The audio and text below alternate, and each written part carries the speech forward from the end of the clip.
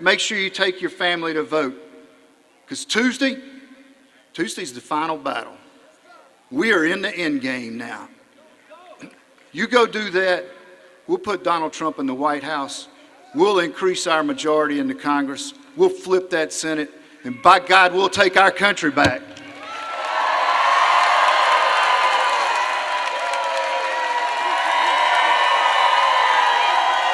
Ladies and gentlemen, please welcome to the stage Congresswoman Marjorie Taylor Greene.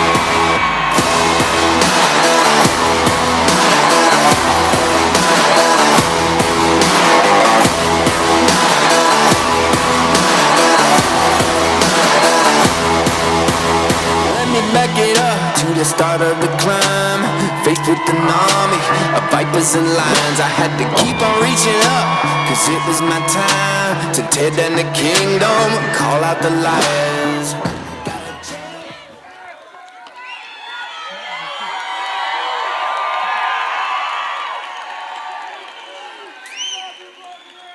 Oh, I love you too so much. Georgia, sweet Georgia, this is our home. This is our home. That's right. As a matter of fact, I was born in Milledgeville, and I was a little girl in Macon, Georgia. We need to talk about our history a little bit. Let's talk about it. For the past 8 years, we have been through so much together. It's been quite a ride, and Donald Trump, our former president, 45th president of the United States, has brought us on this ride. And it's important to recognize it. For years, the media and the Democrats have called him every name in the book. And they've called us every name in the book along with him. Never forget it was Hillary Clinton that declared we were all deplorable.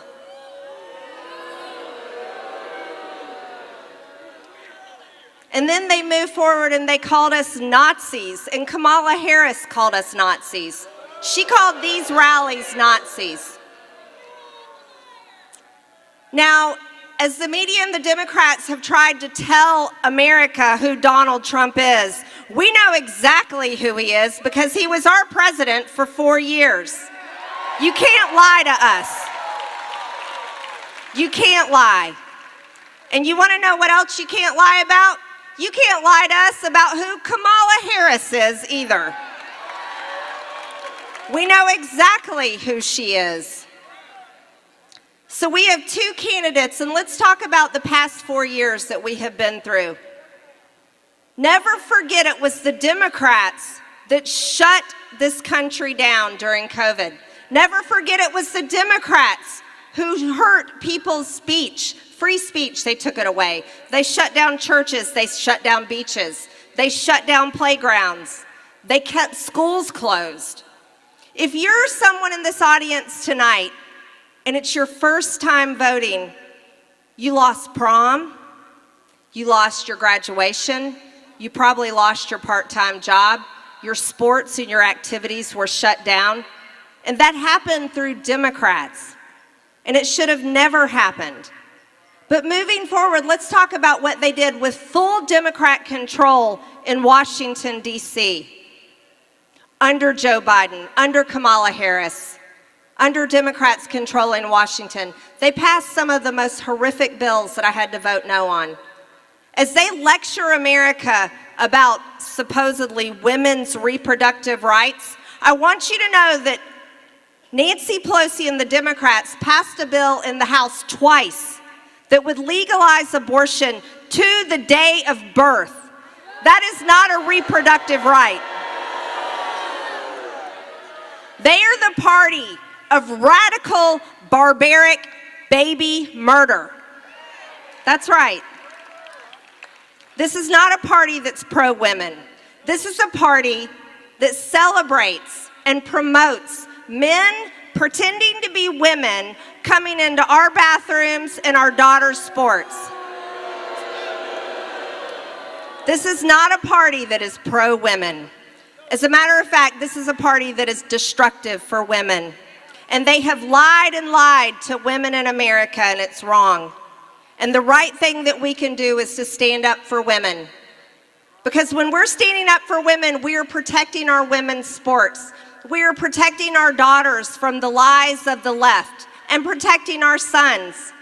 And the most important lie we have to protect our children from is the lie that you can change your gender to something else. These are the lies of the left, and these are the lies that they have told for the past 4 years. Now, I want you to imagine going forward if Kamala Harris were to become President of the United States.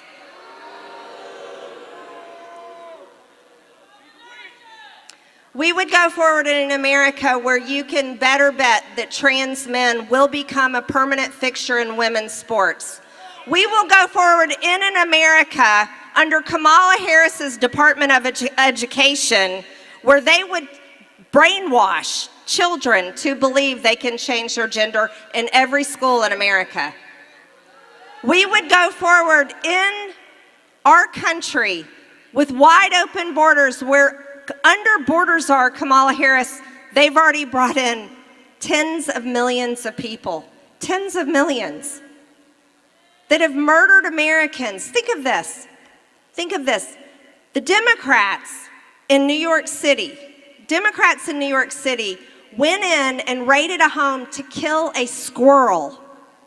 They did, to kill a squirrel. Yet it was the same state of New York that let the criminal illegal alien go that came to Georgia that murdered our very own Laken Riley. That's who the Democrats are. Now, if we go forward in America under Kamala Harris as president, she's going to give amnesty and citizenship to all of these illegal aliens that she has let into this country. And I want you to understand what that will do to us. See, it's not just people coming in to try to live their American dream. The American dream that we should be fighting for is your American dream. And that's exactly what President Trump is going to do. But we have to do this on Tuesday. If we don't convince the people that still may not want to vote, if we do not convince them to go in on Tuesday and cast their vote for President Trump, then we are looking at a future that looks very dark. A future of wide open borders, a future of economic disaster, a future of high taxes, a future that includes World War III. And you have to always remember it was President Trump who brought world peace. They can't lie about that no matter how hard they try.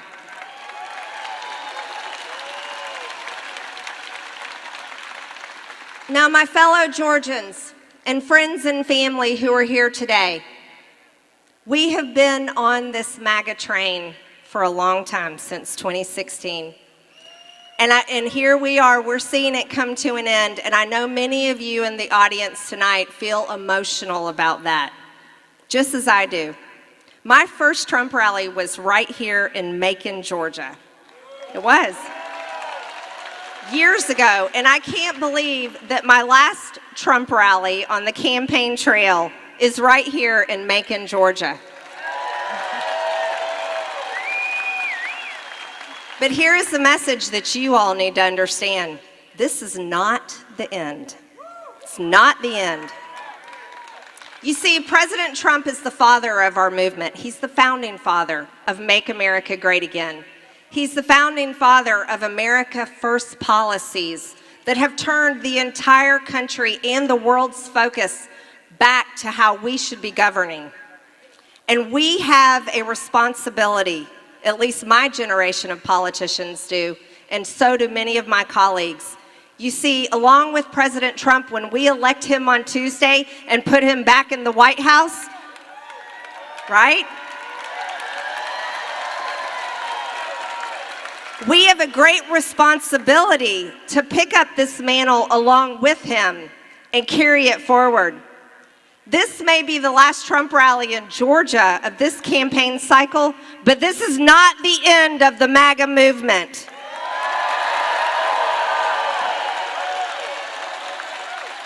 Oh no, this is only the beginning.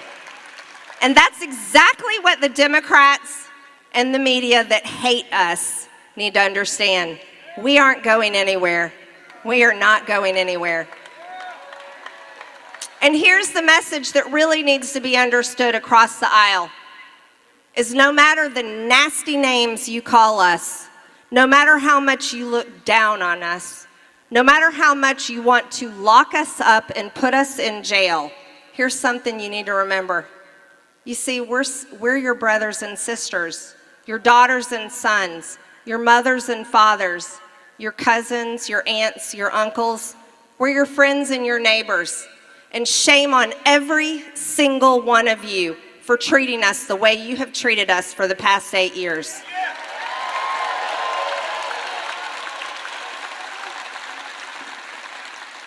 We are not garbage. We are not Nazis. We are not fascist. We are not deplorable. We're Americans and we love our country. And we love our fellow Americans.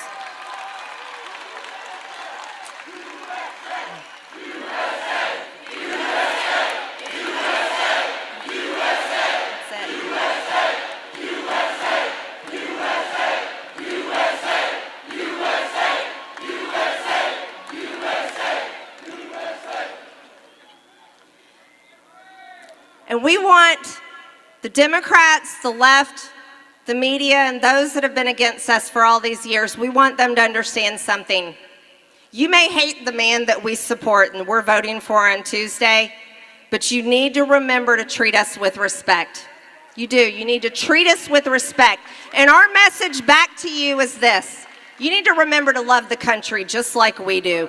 And we need to fight for it together.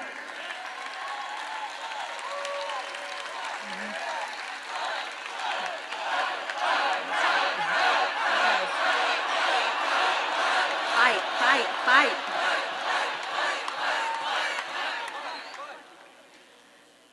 You see, it wasn't too long ago, it was just a few months ago. Think about that, July 13th, President Trump was shot in the face in Butler, Pennsylvania. That should have never happened. He was impeached twice. That should have never happened. They've investigated him, they've indicted him, and they arrested him and locked him up in Fulton County. None of these things should have happened. No, none of them should have happened. And there's other things that shouldn't have happened to Americans. January 6, 2021 was not an insurrection.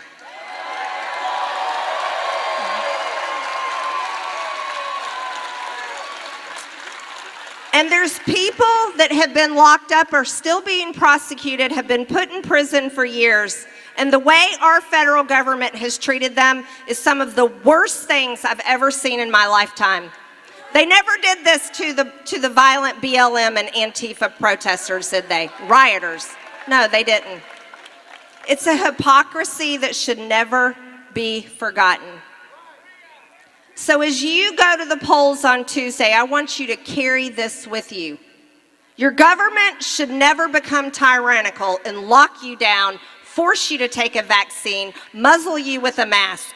Your government should never become tyrannical to take away your rights and your freedoms. Your government should never become tyrannical to lock up people because they protested an election, because the elections belong to the American people.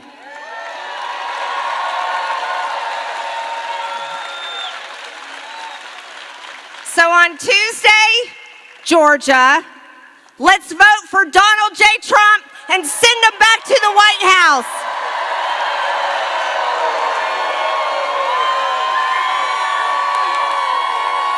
Ladies and gentlemen, please welcome to the stage former White House Press Secretary and Governor of Arkansas, Sarah Huckabee Sanders.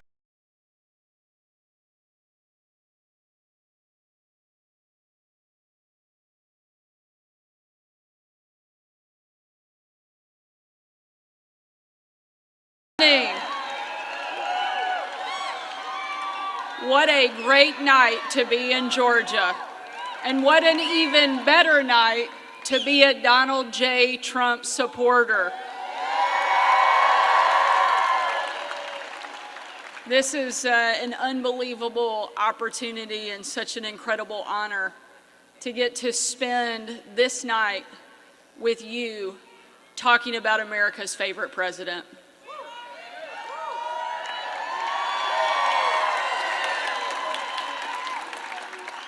When I started at the White House, and when the president named me his White House press secretary, I was the very first mom and only the third woman to ever hold that job.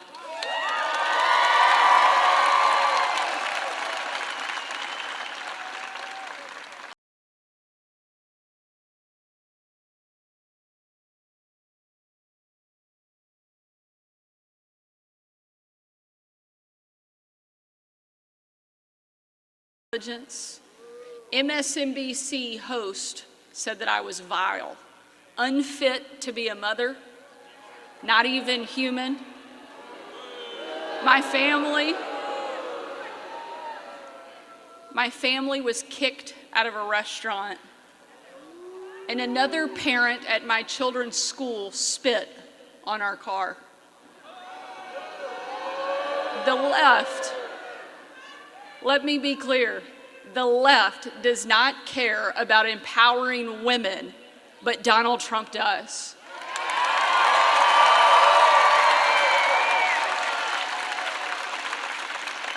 When the left was attacking me, when they were tearing me down, it was Donald Trump who stood up for me, defended me, and gave me confidence to step back on the stage and do my job.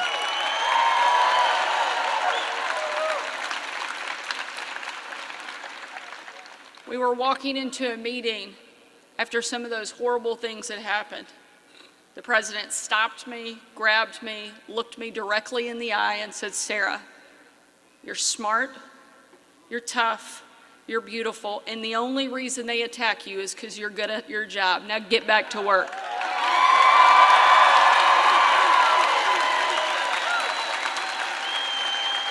The left doesn't want to support women.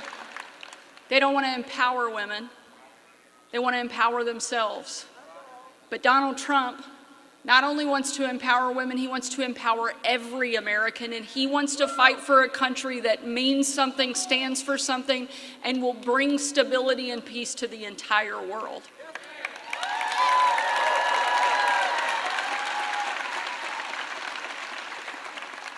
Donald Trump is the leader and the fighter that our country needs at a time when we need it the very most.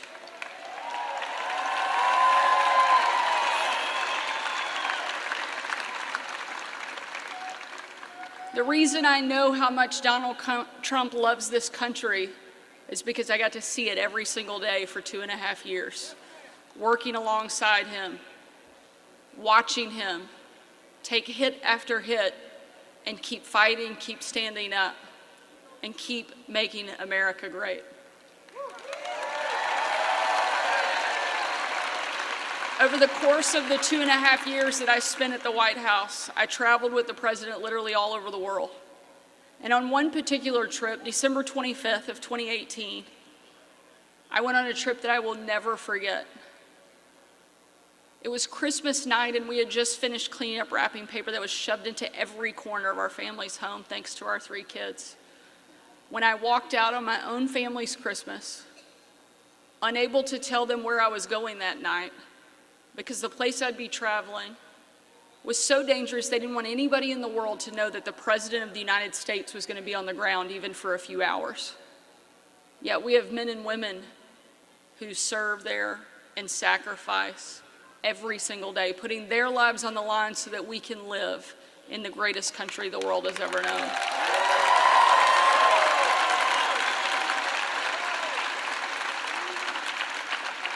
We boarded Air Force One in a way we never had before, in total darkness. No lights on the plane, no lights on the runway.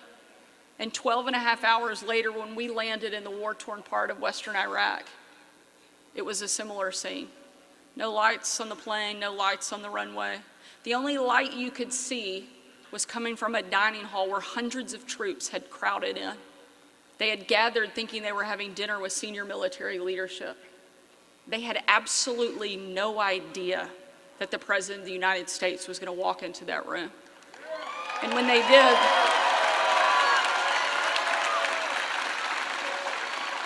did, a sight and a scene and a sound that I know I will never forget unfolded. You had people from every part of our country, every race, every religion, every political party represented in that room. But in that moment, in one perfect voice and in total unity, they chanted over and over again, USA, USA, USA.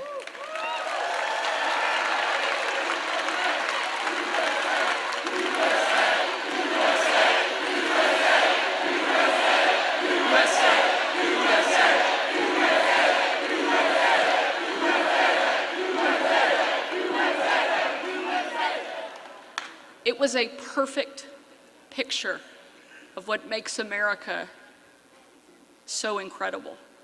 You had men and women willing to put everything on the line to fight for our country, to fight for our freedom so that we could enjoy it. One of the young soldiers yelled from the back, he said, "Mr. President, I re-enlisted in the military because of you."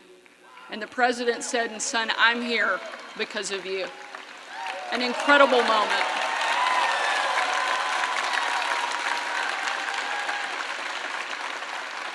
And ladies and gentlemen, that young soldier deserves to know that he has a country back home that is doing their part in the fight for freedom, that is doing their part in protecting it, preserving it, and making sure we have the ability to pass it on to the next generation.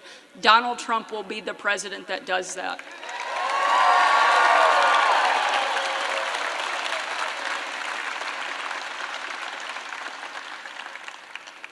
Now, my guess is each one of you are here tonight because you love America.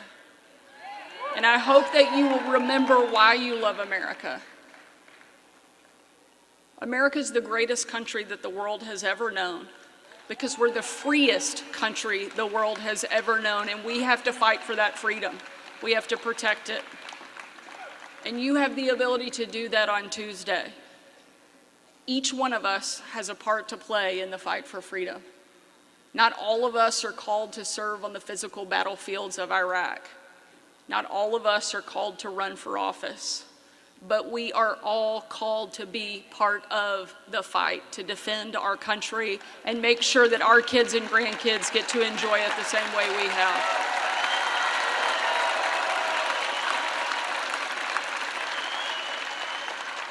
So when you leave tonight, don't just leave thinking what a fun time that you had. Leave here energized and committed to doing your part in the fight for freedom and making sure every single person you know shows up and votes on Tuesday. Unless, of course, they tell you they're voting for somebody other than Donald Trump, then you let them know the election's been moved to December and we don't need them.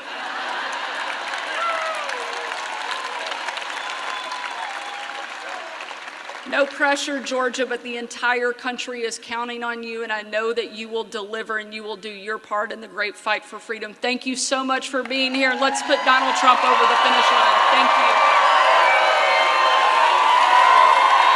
you. Ladies and gentlemen, please welcome to the stage United States Senator Marco Rubio.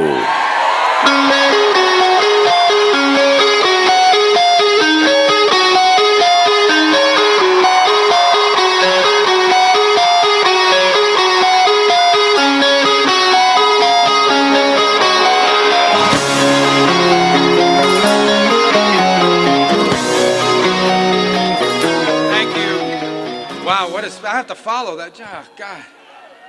Whew. So great. What a great speech. What a great governor. What a great delegation. What a great state you guys are. We're not far from you in Florida. I want to start. This is a Trump rally, so we speak straight. I want to speak straight to you, okay? All right. When they called me about this yesterday, I want to be honest. When they said, yeah, we're doing this rally in Georgia, maybe you want to come up. It's not that far, and I said, look, I don't know. I mean, right now, we're up 10-3 in the first half. And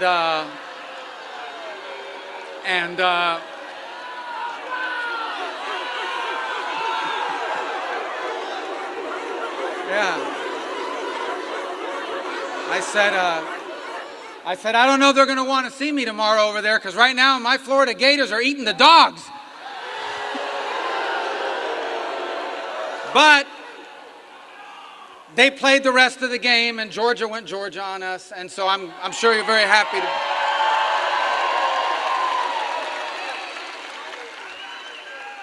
For the 4th straight year, and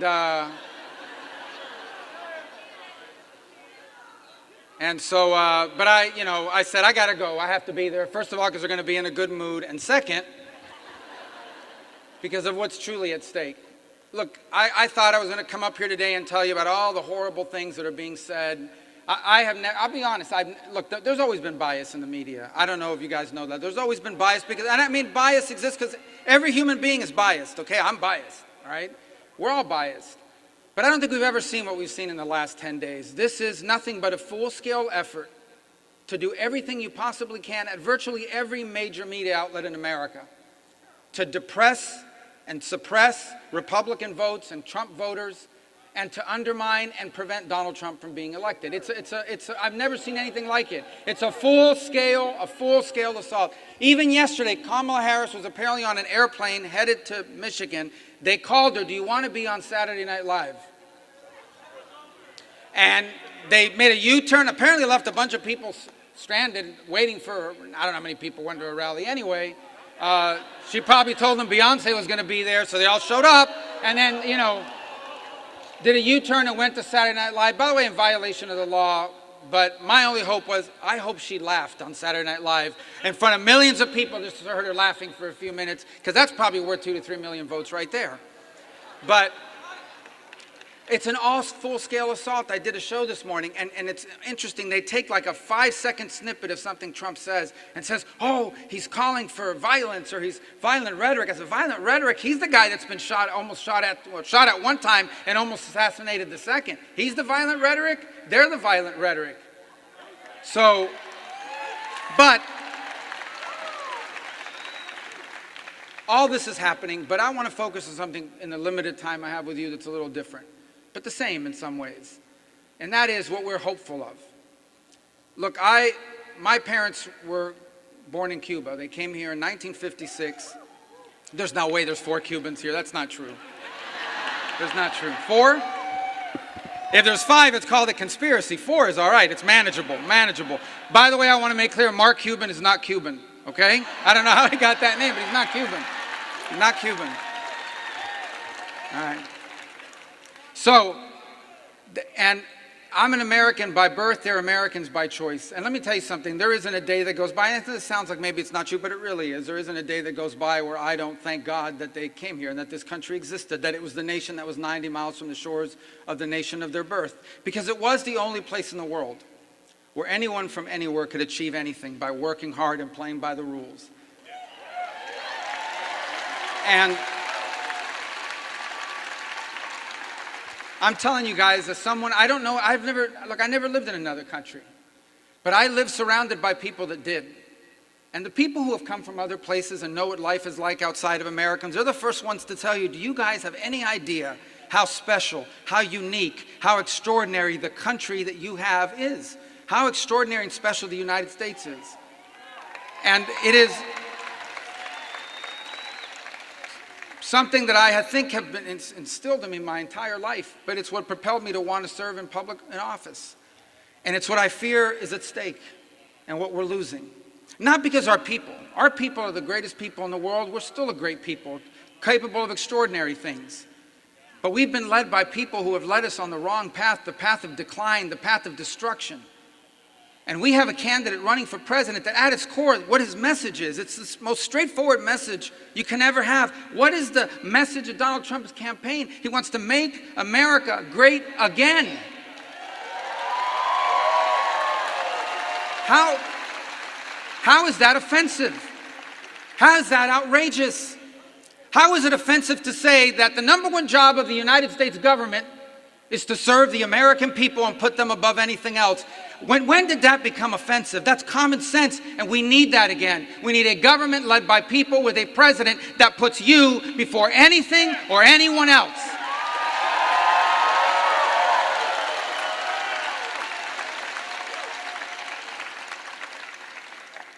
Since what is it offensive to say, look, we have a country, we have to have laws. If tomorrow you announced anyone who wants to come to America, please do, which is basically what's happened. But if you just basically said, from now on, anyone who wants to come, just come anywhere you want, anytime you want. Literally, 150, 200 million people would come. They would come here. But no country in the world would do that, except this one under this administration of Kamala Harris and Joe Biden. And when you have 11, 12, 13 million people, yes, the majority of them are not criminals, but if 5% of 12 million people are dangerous criminals, that is a lot of dangerous criminals, and they're in our country, and they're doing damage now, and that needs to stop. How is it offensive to say that that is going to stop?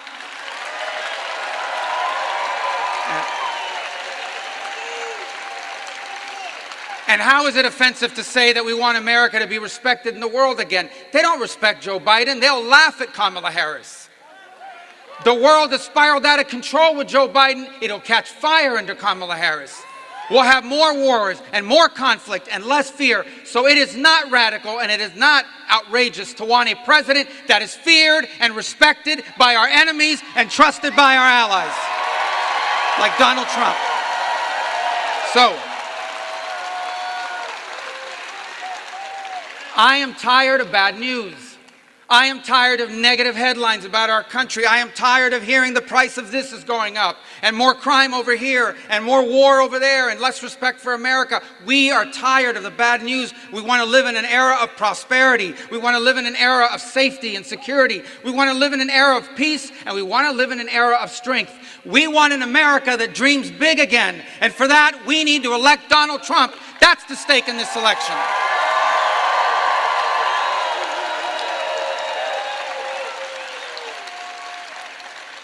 That's the America I grew up in.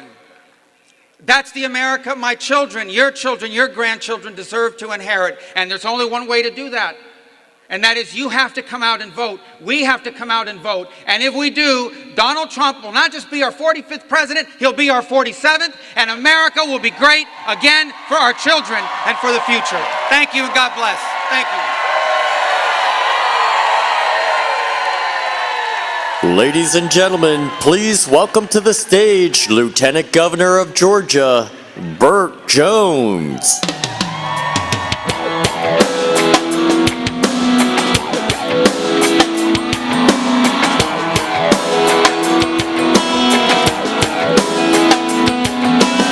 Summertime is finally here, that old ballpark man is back in. What's going on, Macon, Georgia? I do appreciate Senator Rubio for being here today. Let's give him a hand. That was a great job.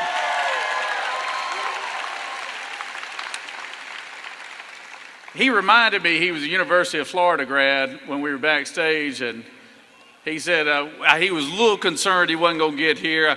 I told him there was no doubt. It was going to be fine. We welcomed you with open arms regardless, but how about them dogs on Saturday?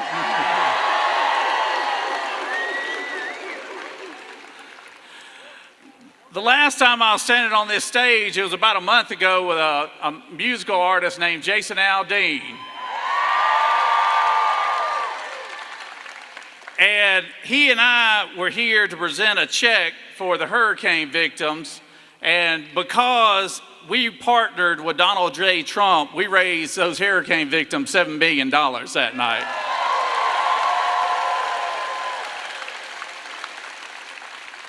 I always like to say that because the media never reported it. But within 4 days of partnering with the president, we raised $7 million, and it's going to the hurricane victims. And we need to keep our thoughts and prayers of those hurricane victims in there because our state was hit hard. We had a great number of speakers tonight, and I do appreciate particularly our out-of-town speakers. Governor Sarah Huckabee Sanders, didn't she do a great job tonight? Of course, Senator Rubio, he did a wonderful job. And I want to thank all of our congressional delegation as well as our legislators. Y'all please give them a round of applause too. They did a great job.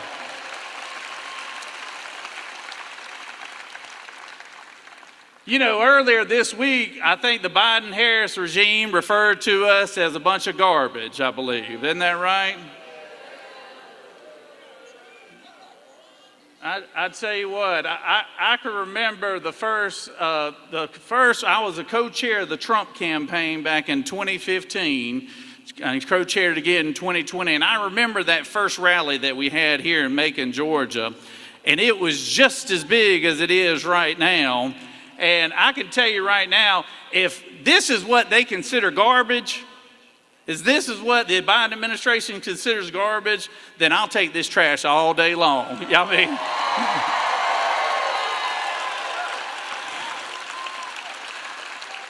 I'll take it all day long, and I'd say put me in, coach, because if I want to go to battle, I want to go to battle with this crowd right here.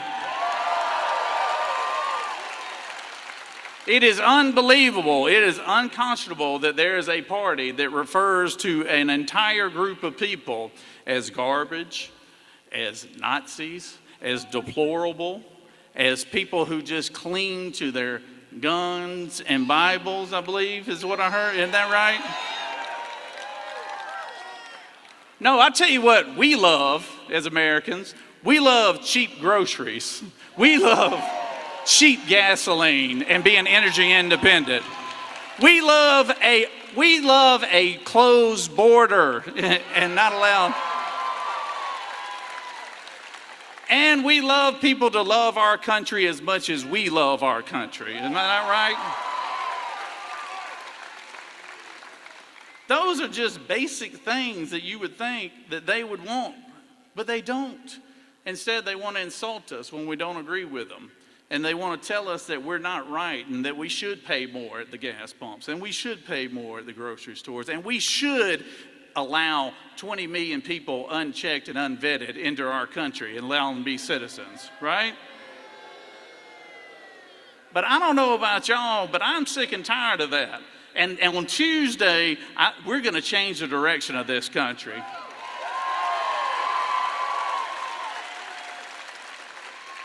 And it's going to be by a man that has a simple message: make America great again. What is that? This race should not even be close. It should not even be close, because as we were voting on the issues, President Trump would win in a landslide. But this media crowd that we have back here, the national media crowd we have, they're the absolute worst. They're the absolute worst. They have villainized this man for the last 10 years, and they have been the reason that there's been 2 assassination attempts on him. They have been the reason, along with their coastal elites, that he has been prosecuted or attempted to be prosecuted by all these rogue DAs around the country. I know a little something about a rogue DA. I had one in Fulton County that tried to come after me as well. So guess what? I beat her too. So, because the truth will always set you free, and if the truth is on your side, you will win. And I want to tell you something, ladies and gentlemen. This movement, this Make America Great Again movement, you need to take it all in tonight, because you will never see anything like it again. You will never see anything like it again, not in our lifetime. But fortunately, we're going to get to see him 4 more years in the White House starting Tuesday.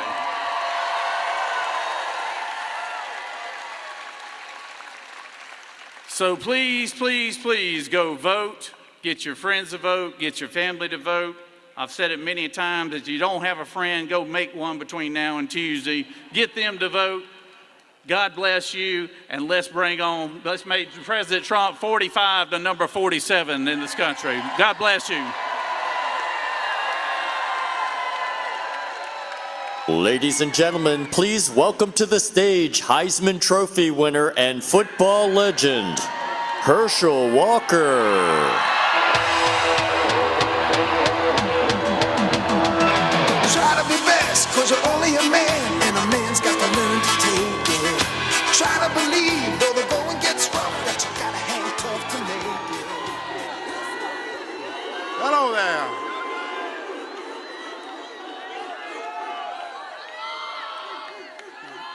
Hey. Hey, God is good, isn't he? Yes. So hello there, Macon. Hello there.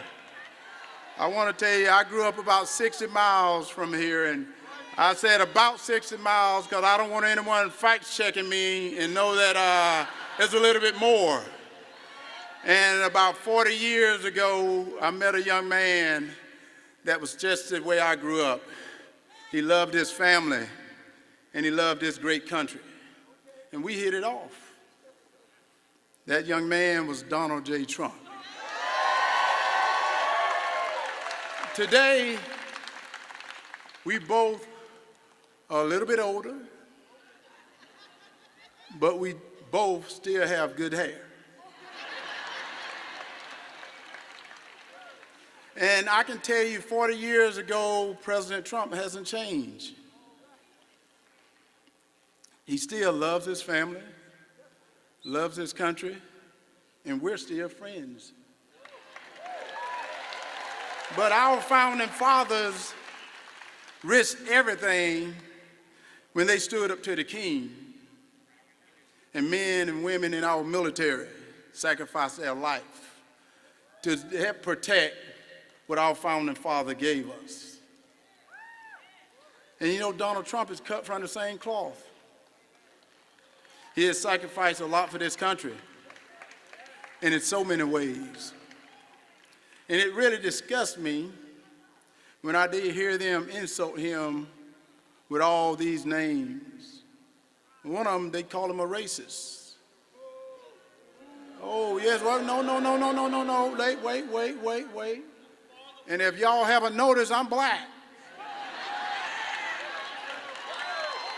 But I've had some people on the left that said that I wasn't black.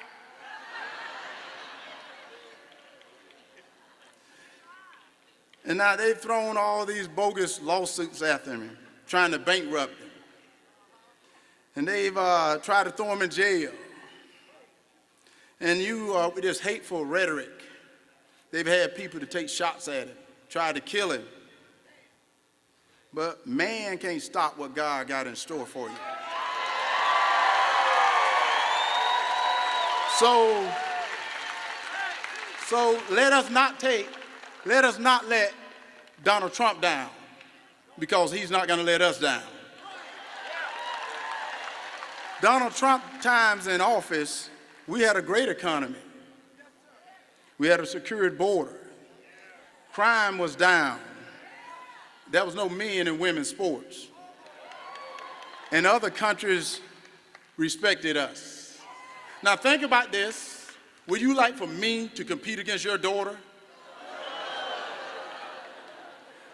And many of you may not know, I'm back in school at the University of Georgia.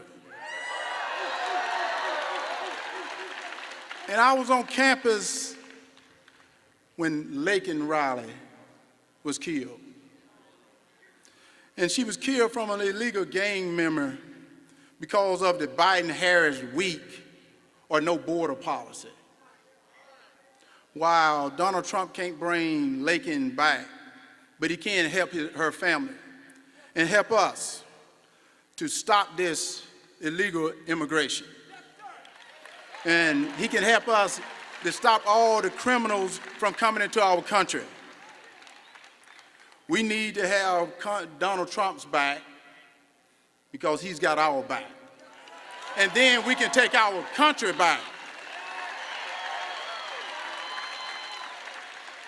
And I've heard our opponent call us garbage. They said that we were garbage. Well, they can call us garbage all day long. They can call us anything they want, because in the great book that I read, it said, no weapon formed against me shall prosper. And if they wanted to fact check me, that is in Isaiah 54:17. And as Michael Jackson said in his song, The Man in the Mirror, that we can make a change. But that change is gonna come if y'all get out and vote.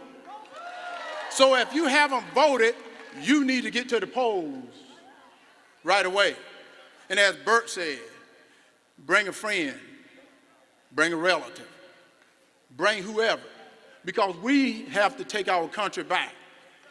And Donald Trump is not just my friend, he's your friend. And it is time for us to step up to the plate. It is not time for us to sit on the sideline anymore, because when you see what they're doing to this country, you say it's a dying shame. And it is time for it to stop, and it stopped on Tuesday when we get to the polls and we vote for my friend and your friend, Donald Trump Jr. Donald Trump, Donald J. Trump.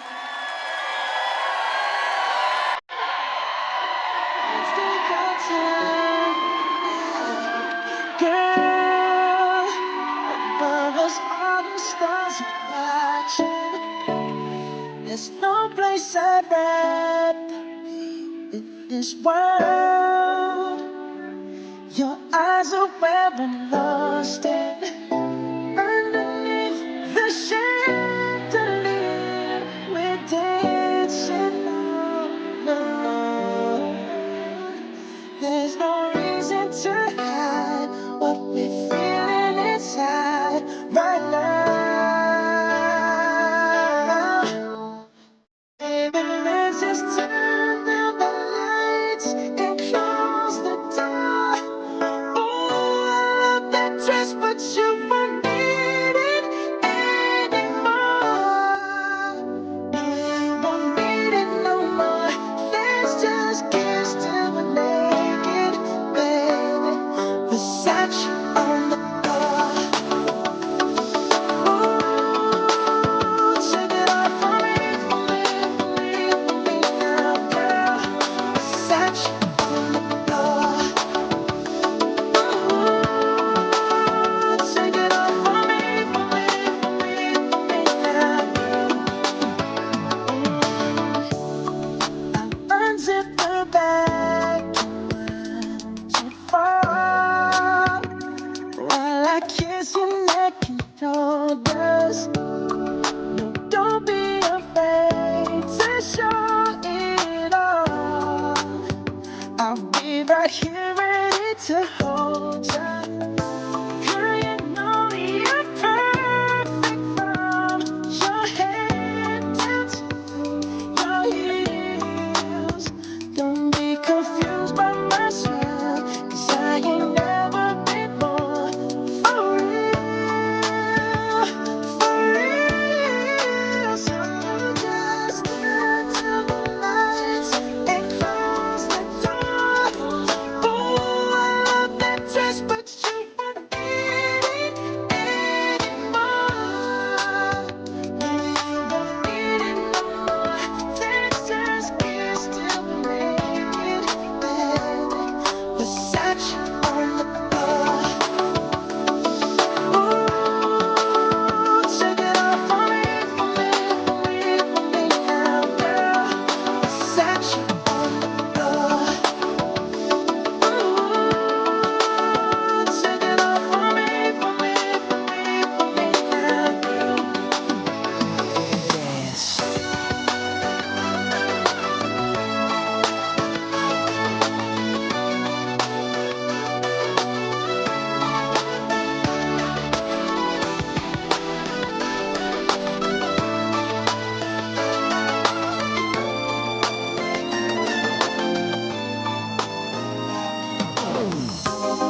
It's warming up. Can you feel it? It's warming up. Can you feel it? It's warming up. Can you feel it, baby? It's warming up. Seems like you're ready for more, more, more. Let's just kiss till we're naked. Ooh, Versace on the floor. Hey, hey. Take it off for me, for me, for me, for me now, girl. Versace on the floor. Oh, take it off for me,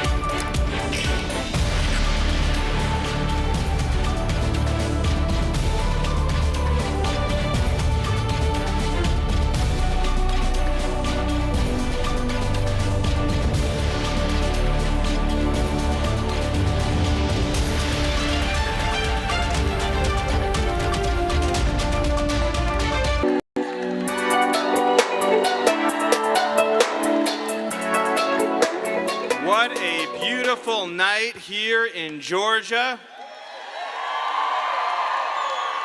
In just 2 days, the great state of Georgia is going to send Donald J. Trump back to the White House. And the results are going to come in fast, and they're going to come in early, because Georgia is going to deliver a landslide for President Trump.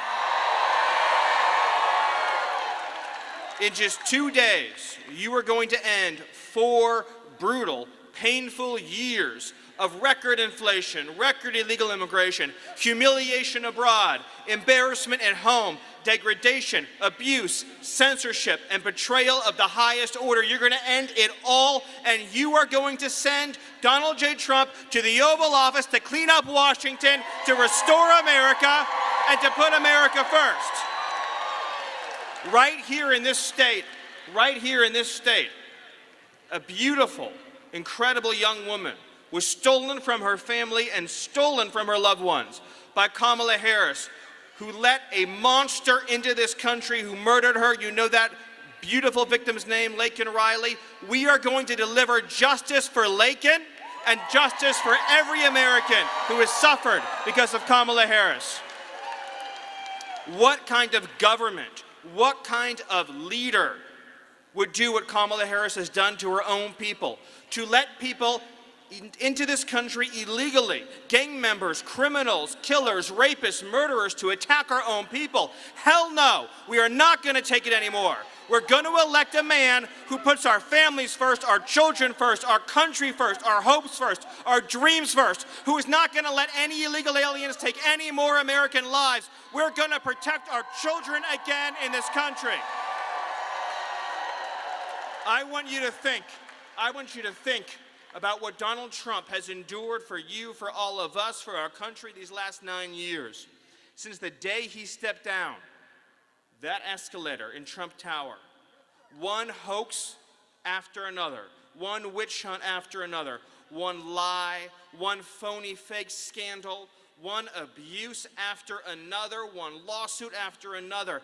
They tried to take away his business. They tried to take away his freedom, and they even tried to take his life with not one, but 2 assassination attempts.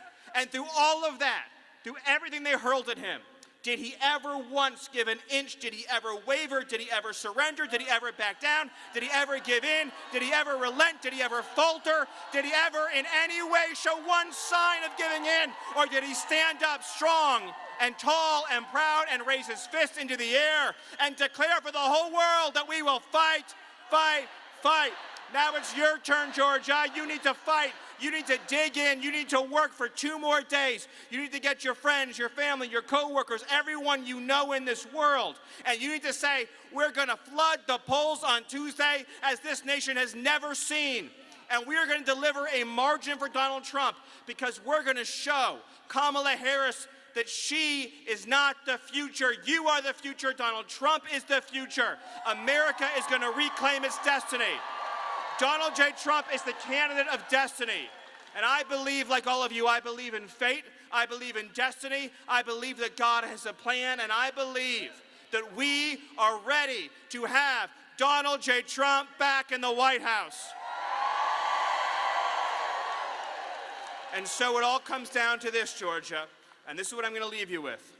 9 years, 4 years now of pain and betrayal, all the lives that have been lost, all the homes that have been shattered, all the tears that have been shed, all the suffering, all the pain, all the anguish that has been inflicted on this country, all the people who've been beat down and punished and left behind, the law-abiding citizens of this country who've been sneered at and disdained by this government, by Kamala Harris. All that pain, all that suffering, guess what? Tuesday, you get to deliver justice. You get to deliver the future you deserve. You get to deliver an America that is honest and free again. And so, Georgia, let me ask you, and I want you to answer so loud that Kamala can hear you. Are you ready, Georgia, to send Donald J. Trump back to the White House? Thank you. God bless you, and God bless America.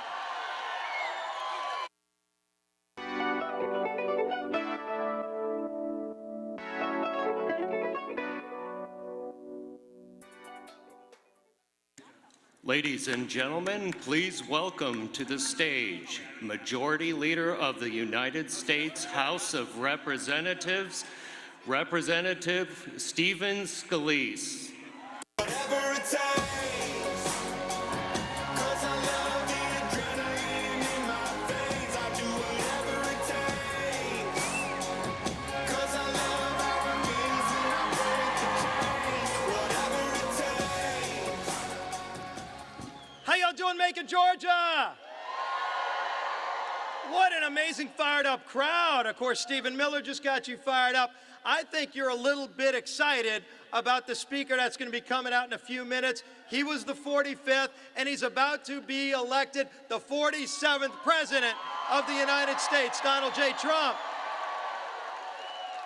Now, I don't have to tell any of you what is at stake in this election, but I do want to add, each and every one of you in these next 2 days, you all know somebody that maybe isn't sure if they're going to vote, and maybe somehow, if it's possible, isn't sure who they're going to vote for yet. And that's what your mission is these next 2 days. We have all got to leave it out on the field, because I can tell you, I have been watching him these last few weeks. Donald Trump is leaving it all out on the field for you. He is not slowing down. He's doing 4 rallies a day in every swing state, every swing district. He is fired up. He is ready to save this great country. I know you're ready to save this great country. We have all watched in disgust as they took a secure border and opened it wide up and let not just 10 million people, but let violent criminals, murderers, people on the terrorist watch list in. And they lied about it. They said, no, this isn't what's happening. None of those people are coming across. And it was the Border Patrol agents who told us, because they don't want an open southern border. They want to be able to do their job. They're even risking their lives to keep the cartels out, to keep the drugs that are killing people in every community out. That's why the Border Patrol Council just 2 weeks ago endorsed Donald J. Trump for President of the United States. They know he did it before. Kamala and Joe broke it, and Donald J. Trump will fix it.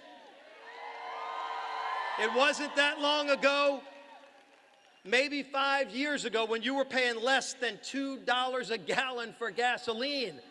Seems like ages ago, but it was just one president ago. And it's just one president away from getting back to those days, because when Donald Trump's president, we're going to have energy independence again. Are y'all ready for that? They turned it over to the Saudis, to the Russians, to the Iranians, who use their billions from oil to go and fund all the Hamas, Hezbollah, the Houthis, all the people that are attacking Israel, attacking our friends, and attacking America. We've had enough of their crazy leftist policies. Now, let me tell you this, because I see a lot of young people in this crowd. Look at all these beautiful young people. Because a lot of times people say, why do we do this? Why do we risk so much? Why does Donald J. Trump risk all the things he's dealt with? He's got wealth, he's got fame, he's got success. He could go off into the sunset, and yet he doesn't. He takes all the crazy stuff they've done to try to put him in jail, people to try to assassinate him. All the things that have happened, why does he do it? He surely isn't doing it for himself. He's doing it, and you're not doing it for yourself either. You're doing it for these young kids, because every generation in America has had better opportunity than the one that came before. And we are not going to let them take away the American dream and the opportunity for these young kids in the crowd. They deserve the same shot at the American dream. Kamala talks about an opportunity society, and they say, what does it mean? And she doesn't even know, because she can't tell you what she stands for. She says she's for a secure border when you know she's not. She's even for fracking when you know she's not. She wants to mandate EVs. She wants to tell you how to live. She wants to raise your costs and raise your taxes. Are we going to let that happen? I know Georgia's not, but it all comes down to what we do in the next 48 hours. So we have got to leave it out on the field. Why? Because America, while it's a dream, while America's an idea, America is a living, breathing embodiment of our people, over 300 million people that want better for ourselves. It's why people come here from other countries, and they're going to do it legally, not illegally. And if you came here illegally and you're committing crimes, you're going to be sent back home. Donald Trump's going to do that too. But more than anything, Donald Trump is going to restore the promise of America. He's going to restore what's great about this country so we can be proud again. We can be strong again. The bad guys will be on the run again, and our allies will know we have their back. Let's return the greatness of America that we all know is there, that shines deep within us all, and let's give that opportunity to these young kids so they can enjoy the American dream just like we all have and our forefathers have. Let's return this country to greatness. Let's make America great again. Let's elect Donald Trump. We're going to do it in 2 days, Georgia. God bless you. God bless this United States of America.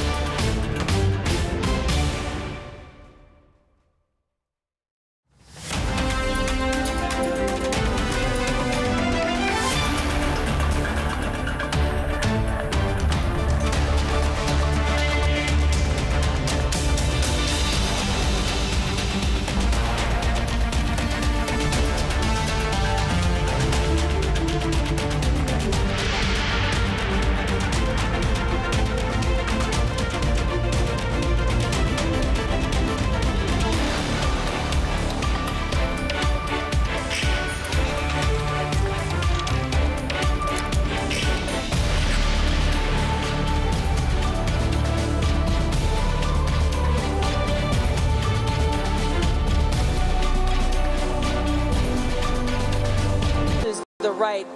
It's about we the people choosing our government and the choice between freedom versus tyranny. Nobody has a chronic disease burden like we have. Why are we allowing this to happen to our children? Ultimately, the only thing that will save our country is if we choose to love our kids more than we hate each other. What is going on here is deeper than politics. It is deeply spiritual. We are being called to rise above the hatred and the fear and the evil. We need to remember above and beyond that we must love our neighbors, that we must treat other people as we hope to be treated. You want to be a rebel? You want to be a hippie? You want to stick it to the man? Show up on your college campus and try calling yourself a conservative. America is going to reach heights that it has never seen before. The future is going to be amazing.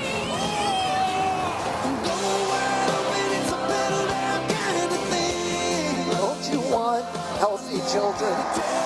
Don't you want a president that's going to make America healthy again?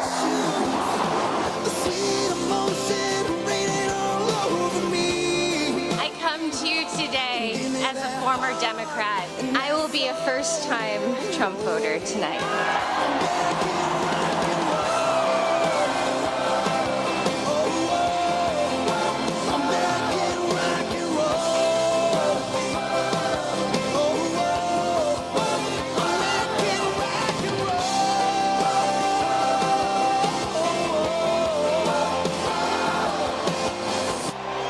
The people dreamed this country, and it's the people who are making America great again.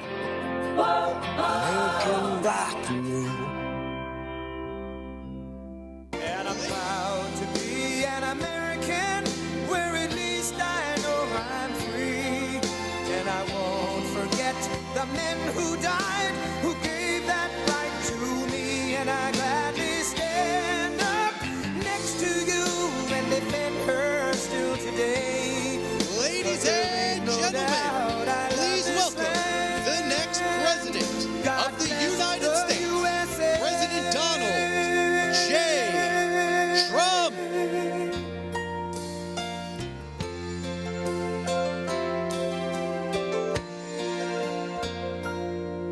From the lakes of Minnesota to the hills of Tennessee, across the plains of Texas, from sea to shining sea, from Detroit down to Houston and New York to LA, where there's pride in every American heart, and it's time we stand and say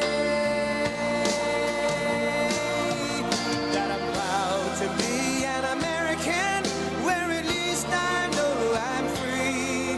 And I won't forget the men who died, who gave that right to me. And I gladly stand up next to you and defend her still today. 'Cause there ain't no doubt I love this land. God bless the USA.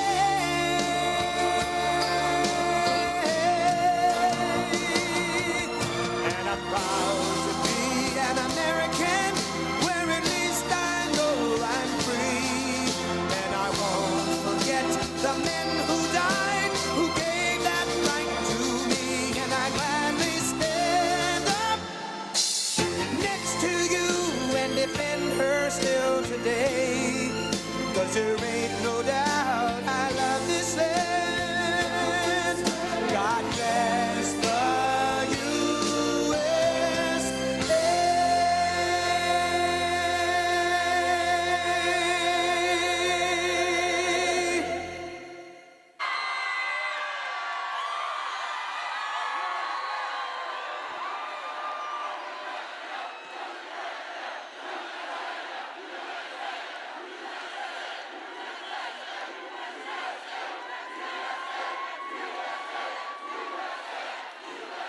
Thank you very much, everybody. Thank you very much, and I'll tell you, I love this state. I love Georgia. I love Georgia. And I'm thrilled to be back in this incredible place with thousands of proud, hardworking American patriots. That's what you are. You are hardworking. You're great. We know how good you are. And we're bringing this country back fast. We're going to bring it back fast. I'd like to begin by asking you a very simple question. Are you better off now than you were 4 years ago? With your vote on Tuesday, I will end inflation. I will stop the invasion of criminals coming into our country. And I will bring back the American dream. We're going to bring back the American dream. We're just 2 days away from what will be the most important political event in the history of our country. I believe that. But you have to do one little thing. I don't want your money. I don't want anything. The only thing I want is get out and vote. Just get out, finish it. You know, we're on the 5-yard line, maybe even the 1-yard line. We're right there. We had a tremendous number of early votes, a record-setting number, records like nobody can believe.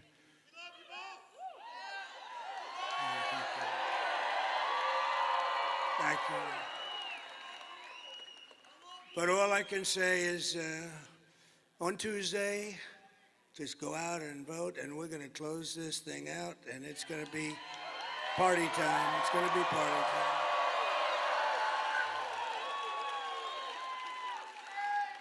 And this is really all you need to know. Kamala broke it, and I'll fix it, and we'll do it very quickly.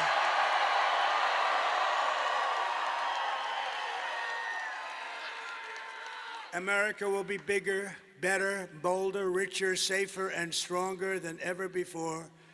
We start from a very bad place. We're a nation in decline.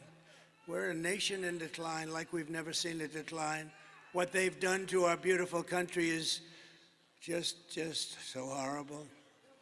And we have so many senators, so many congressmen and women, and we have so many great people in the audience, and they're working with me. We're going to bring this back like never before. Nobody's going to believe it. We're going to drill, baby, drill. We're going to bring it back so fast. This election is a choice between whether we will have 4 more years of gross incompetence and failure, or whether we will begin the 4 greatest years in the history of our country. This will be the golden age of America. What a beautiful, isn't that a beautiful term? Think of that, the golden age. This will be the golden age of America. Think of that, how beautiful that sounds, and it's true. Remember, we have more liquid gold under our feet than Saudi Arabia, than Russia, than anybody.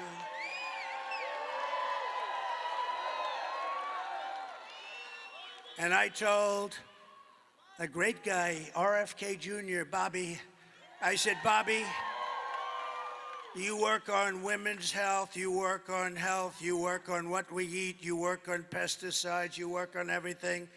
The one thing you have to let me do, Bobby, I gotta work the liquid gold. You're not gonna touch that. We don't want too much advice. We don't want too much advice, Marco, on the liquid gold. We're going to pay off our debt. We're going to do things that you wouldn't believe, and we're going to give you, I gave you the biggest tax cut in the history of our country. You'll get still more. We're going to make our country so competitive. On Tuesday, you have to stand up and tell Kamala or Harris. You know, when I say Harris, nobody knows who the hell I'm talking about. I said, Harris was out tonight. Who's Harris, sir? Nobody knows who she is. But on Tuesday, you have to stand up and tell Harris that you've had enough. You can't take it anymore. You're the worst vice president in the history of our country. It's the worst administration in the history of our country. Kamala, you're fired. Get out. Get out. You're fired.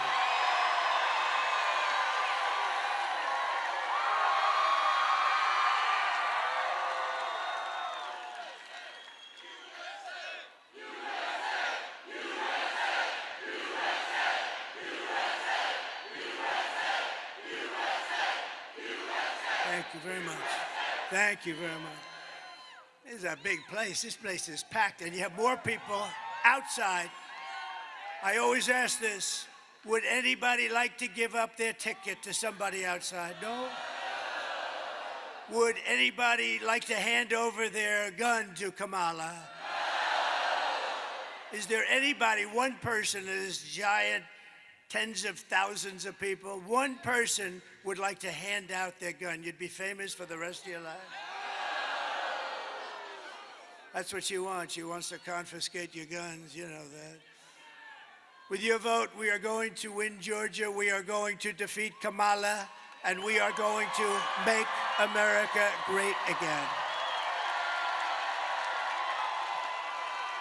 Over the past 4 years, Kamala has orchestrated the most egregious betrayal that any leader in American history has ever inflicted upon its people. What she has done is not acceptable. It's so bad. She has violated her oath, eradicated our sovereign border, and unleashed an army of gangs and criminal migrants. I mean, we have migrants pouring in here by the tens of thousands that are criminals from jails, from mental institutions, terrorists. They come from mental institutions, and they come from insane asylums, and they come from all around the world, from Venezuela to the Congo. Lots of people coming from the jails of the Congo, stealing countless American lives, and they do nothing about it. These are open borders. They come in totally unchecked and unvetted. Just days ago, right here in your state, an incredible 25-year-old mom, beautiful mom, named Mimi Rodriguez Ramirez, was kidnapped from a Walmart parking lot that was safe. She was horribly abused and murdered, violently murdered. A week later, her body was dumped on a road. It was found by the police in condition that they said they've never seen anything like that before. The animal who murdered Mimi was an illegal alien who came to Georgia to maim and kill people. It made no difference who they were. Mimi leaves behind a 9-year-old daughter and her absolutely wonderful mother, Carmen. Yesterday, my friend, a very wonderful man and a very patriotic and philanthropic man, had the fortune to make a lot of money, and he gives a lot of his money away. He's just very amazing. In fact, he made contributions to Georgia with your hurricane problems, and he made tremendous contributions to North Carolina, Alabama. Think of all these states, Tennessee, South Carolina, Florida. What a horrible thing that was. But my friend's name is Steve Witkoff, and he reached out to Carmen when he heard about it. And I'd like to ask Steve, he doesn't know I'm going to do this, and he may not want to speak in front of 40,000 people because I don't know if he's ever done it before. But Steve is just this incredible guy, and if it's okay with you, Steve, I'd love to have you come up and say some wonderful things about Mimi and Carmen and that incredible family that's been decimated. Steve Witkoff.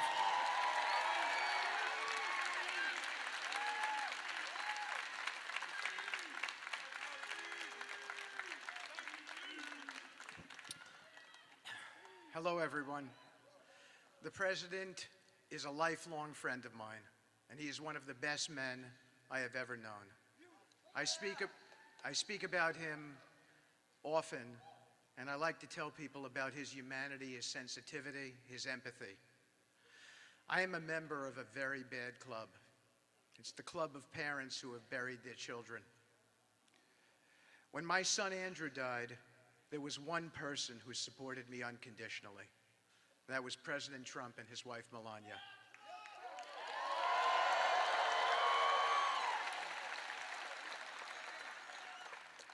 We were having a conversation, and I told the president that my son Andrew leads me to others who have been in distress. Several days ago, that happened again. As a member of this audience, Josh McCoon, who you heard earlier, was a great guy, told me about a Georgia woman, Mimi, who had been murdered. I told the president the circumstances, and he was shaken. He asked me what we could do about it and told me to reach out to the family and do whatever we could. I flew to their home tonight to pick them up and bring them here, and they are here tonight.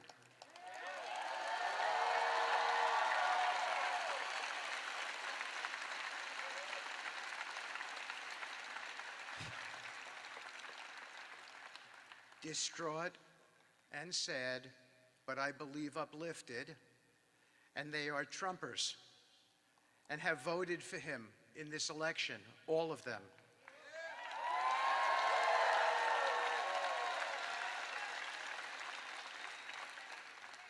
Because they remain hopeful, as they told me earlier, that even after this terrible tragedy, this president, when he becomes president on Tuesday, can bring us out from the abyss.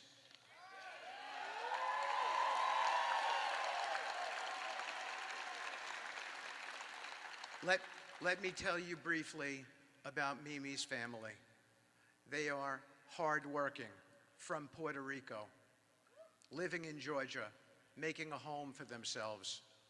They never imagined their beautiful daughter would be killed by someone who did not belong in this country. On your behalf, Mr. President, we have raised their family money and we have given it to them tonight, and we will watch after them in the future. I can promise you that, at your direction.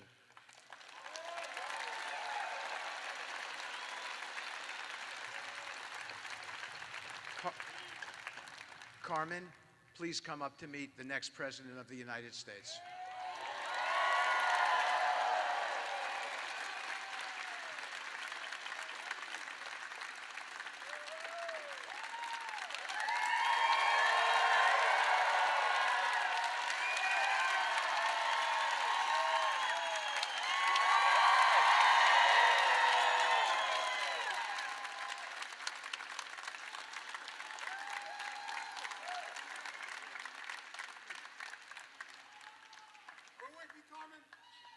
Thank you.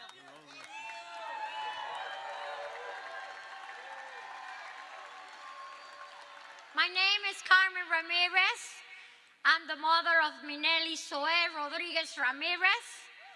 She was murdered the last Tuesday. I lose my daughter, but I don't lose my faith. And I know Donald Trump is the best choice for the USA.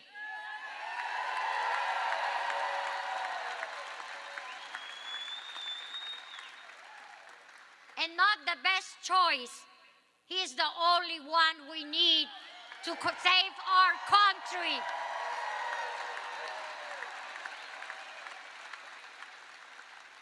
I just want to let you know that everybody have to go and vote. Because just for talking and don't vote, we don't do nothing. Take your friends, take your children, 18 years old. Everybody have to vote.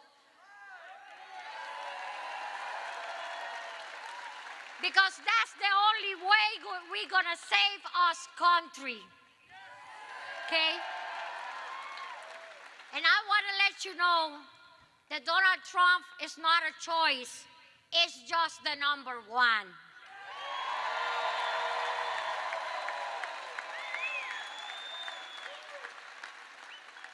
And Jesus let me come over here today to let you know that I have a 25-year daughter with a lot of life, and somebody stopped her life.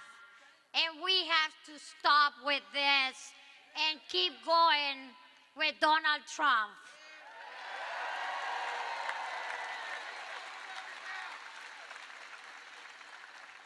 I meet Donald Trump in person. He's the most wonderful person that I see, that I know right now. He helps us. He be with us all the time as this happened. and he always be there for my family.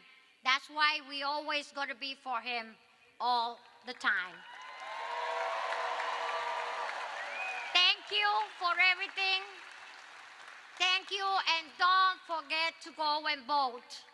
God bless America. Please make America great again.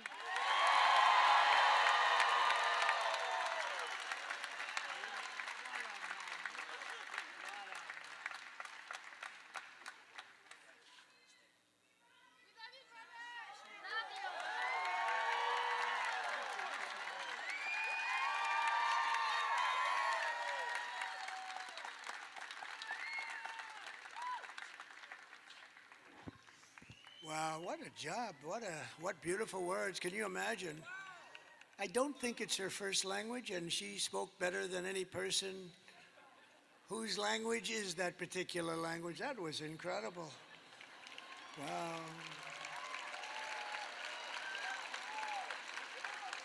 And I can tell you, Carmen, that Mimi is looking down on you right now, and she is so proud. She's up there in the beautiful sky, well beyond the clouds, and she is so proud of you. What a job you did. Well, it's not easy either.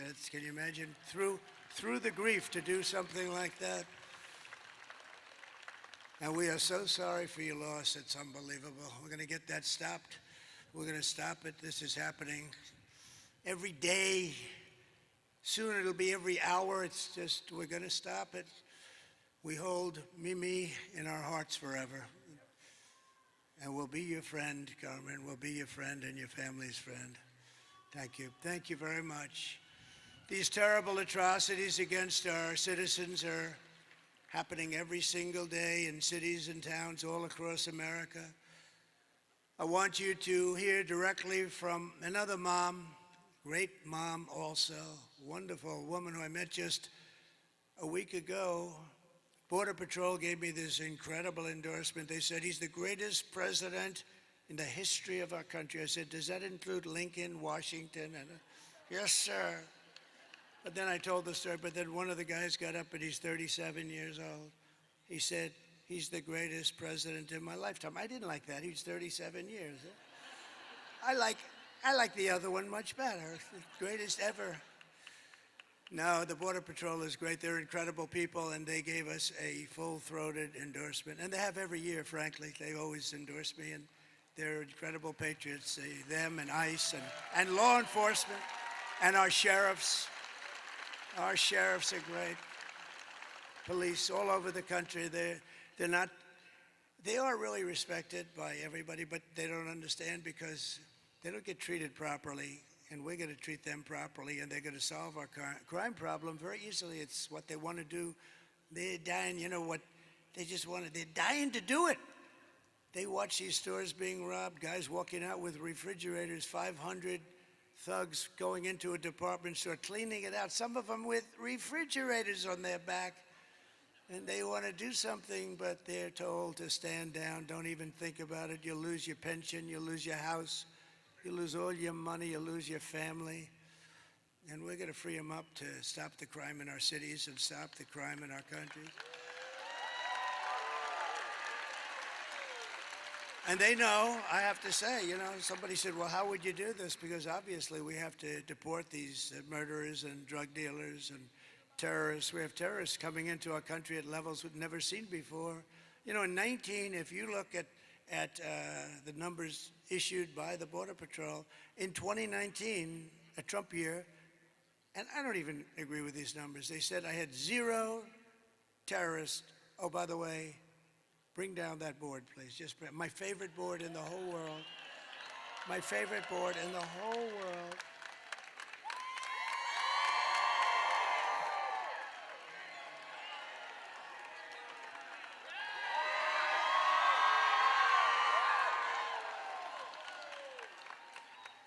I assume it's up there. Is it up there, Mike? Yeah. So I love that chart. I love that graph. I sleep with it every night. I hold it tight. But it saved me because if I didn't make that sharp turn to the right to look at it, I would not be with you tonight. So if you look at the arrow on the bottom, that was my last day in office.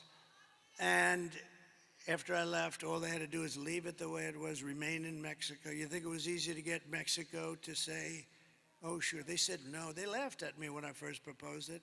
And within about 10 minutes, they were saying, we would love to do it, sir. I said, I'm going to put tariffs on every car and everything you send into the United States if you don't do it. And they not only that, they gave us thousands, tens of thousands of soldiers free of charge, everything free. I wanted it free. And tremendous crime is coming through. But that was in 2019, they said we allowed 0 terrorists. It had terrorists 0. And it was good, but I think it has to be a little bit. But the following year, it was 16 or 19 terrorists. Now it's thousands of terrorists. They're coming from the Middle East and all over the world. Some of the worst in the world. We know the names. We have no idea where they are. But our local law enforcement does, you know. People say, well, how are you going to ever find? Our local sheriffs and law enforcement people are incredible, and they're dying to do the job. And they know their middle names. They know their addresses, where they come from. They know everything, and they're going to help us. And we're going to have the largest deportation of criminals in history. But I want you to hear directly from another incredible mother whose world has been shattered just recently also because Kamala let savage, illegal alien murders into our country through the open border. She has an open border, unvetted, unchecked, an open border. Please. Sunday night, I asked her to not stay up super late because of her coming to work with me in the morning first to do her summer school. She said, okay. I told her good night and I love you. I went to bed, not realizing that that was going to be the last time I saw her. We're best friends. Yeah. We're going to shake it again. I woke up to notice she wasn't in her bed. I'm in my heart trying not to lose my mind because I don't know where she is. I finally remembered her phone had a location on, and her phone was pinging just 2 minutes down the road, right behind the skate park. I start driving to the direction the phone was being pinged at, and I see a couple cop cars with lights on. I see yellow tape, and immediately my heart drops and sinks to the bottom of my stomach. My daughter's hands and ankles were both bound. She was strangled to death, left with no pants.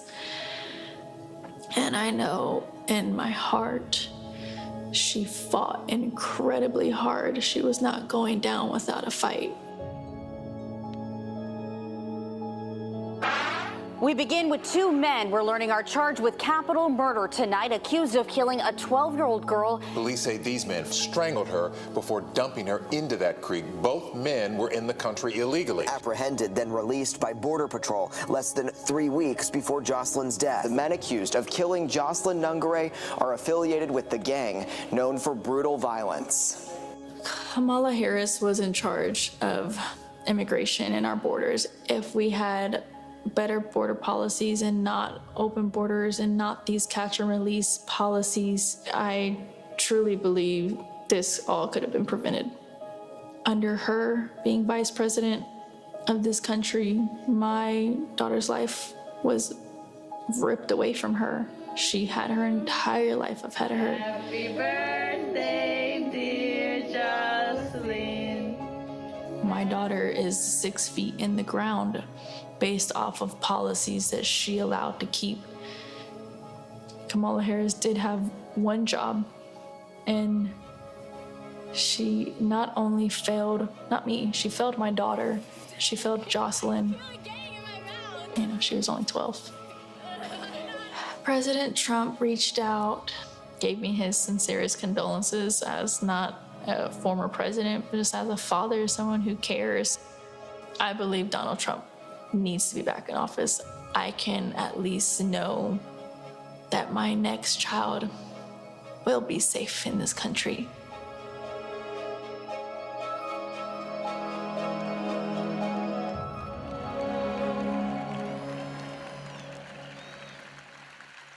But isn't that just terrible? And this is taking place thousands of times a year, different forms, different ages, different types of crime, but ultimately ending in all cases in death, needless death.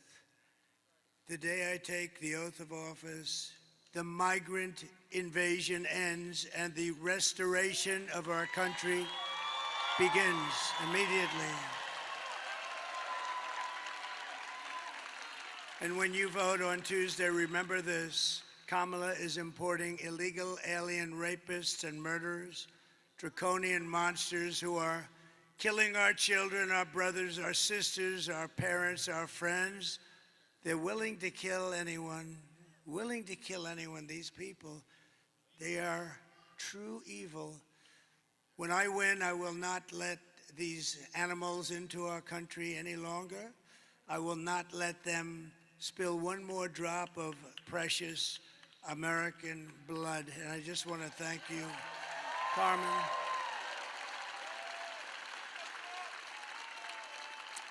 And Jocelyn was so incredible. The mother is devastated. It's like devastated.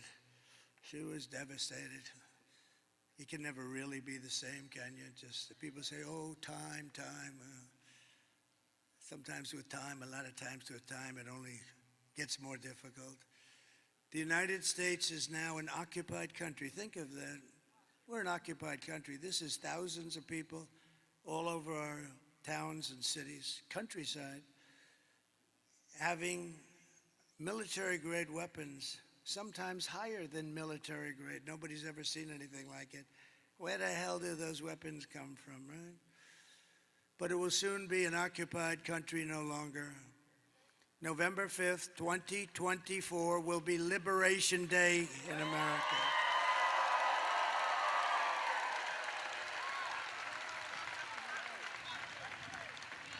I will rescue every city and town that has been invaded and conquered. Can you imagine? I'm saying our towns have been invaded and conquered, and that's what they are. Take a look at Aurora in Colorado. It's been invaded and conquered. And we have a radical left governor of Colorado who doesn't know what to do. I know what to do. And we will put the vicious and bloodthirsty criminals in jail. But first, we're going to see if it works out. We're going to kick them the hell out of our country because we don't want to take care of them. And to expedite removals of Tren de Aragua and other savage gangs like MS-13, equally violent. They like using knives to cut people up because knives are much more painful than a bullet. They did it in Long Island. You remember 2 young girls walking to school in the morning, beautiful 16-year-old girls, and they were grabbed by MS-13 and they were sliced into pieces and killed. And all I can say, it's really good that we have great law enforcement out there and that we were able to call ICE, because ICE took care of business. They took care of business. And Kamala wants to defund ICE. Think of that. She wants to, she said, she said, they're not nice people. They better not be nice people. If they're nice people, they're going to have a lot of problems with living, but they are tough as hell, but they love our country equally as much. They love our country so much, they just want to be able to do their job. So ICE and Border Patrol and all of you, sheriffs and law enforcement officers, and yes, firemen and sanitation men and you are on the A-list, all of you. I will invoke the Alien Enemies Act of 1798. Can you imagine? That's when they ran it a little tougher. They weren't so politically correct in 1798. To target and dismantle every migrant criminal network operating on American soil. And if they come back into our country, it's an automatic 10 years in jail with no possibility of parole.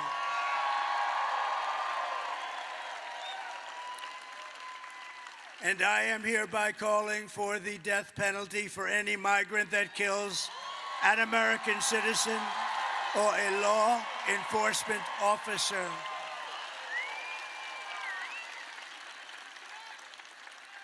And I will immediately ban all sanctuary cities in the United States of America immediately. And as we secure our borders, we will also rescue our horrendous, you saw the numbers on Thursday, horrendous economy. Yes, it's that bad. I always said that if it's going to happen, let it happen on their terms. The numbers were the worst that I've ever seen. 4 years of Kamala and Sleepy Joe have delivered nothing but economic hell for American workers. Her inflation disasters made life unaffordable and cost families over $30,000 a year in higher prices. That's inflation, that's what it's done.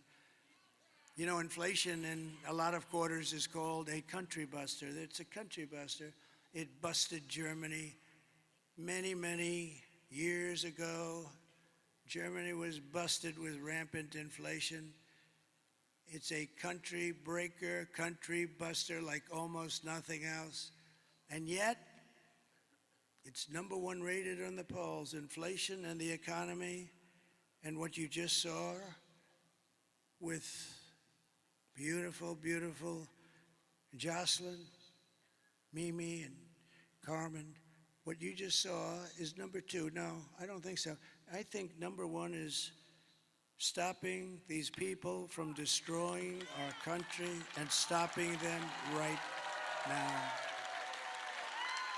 We'll handle inflation. We'll handle inflation. You know how we're going to handle it. We're going to drill, drill, drill. We're going to get energy costs so low. We're going to get you. We have more than any other country. More oil and gas. I call it liquid gold. That's what it is. That's why I say, Bobby, please enjoy yourself. Just leave the liquid gold to me, please. We're going to pay off debt. We're going to reduce your taxes still further. They got the biggest tax cut ever, biggest regulation cuts ever. We had a great administration. And I will say that I got you into no wars with countries that you've never heard of. And yet I defeated ISIS. I rebuilt our military, and I defeated ISIS in about 4 years less than these stupid generals like Milley and Kelly and Mattis. Sir, it'll take approximately 5 years to defeat ISIS. How about we did it in about 4 weeks? With the real generals. Just this week, we had the worst jobs report in modern history. So the reason I put it second on the list is I wanted you to meet these incredible mothers and these unbelievable families that are just decimated because it's #1. It will always be #1 to me because I'm good at this stuff. I'll handle inflation. You'll be making so much money all of a sudden. It'll just be beautiful.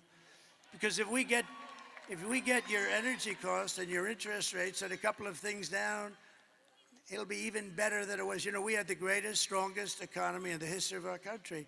We're going to do it again, but even better. And now I know Washington. Now I know, because I went to Washington very few times in my life. I didn't know anybody. Think of that. I became president of the United States, and I didn't know anybody in Washington. That's a problem. So I had to rely on rhinos and some others, and some very good people, too. And we had a lot of great people. Look, our trade deals have been unbelievable. Nobody can believe it even. And so many other things. Our right to try, one of the greatest things, right to try. We got so much done. All the regulation cuts. We approved more regulation cuts than any president in history ×5. That's why you had the great job. That's why you had the great job numbers.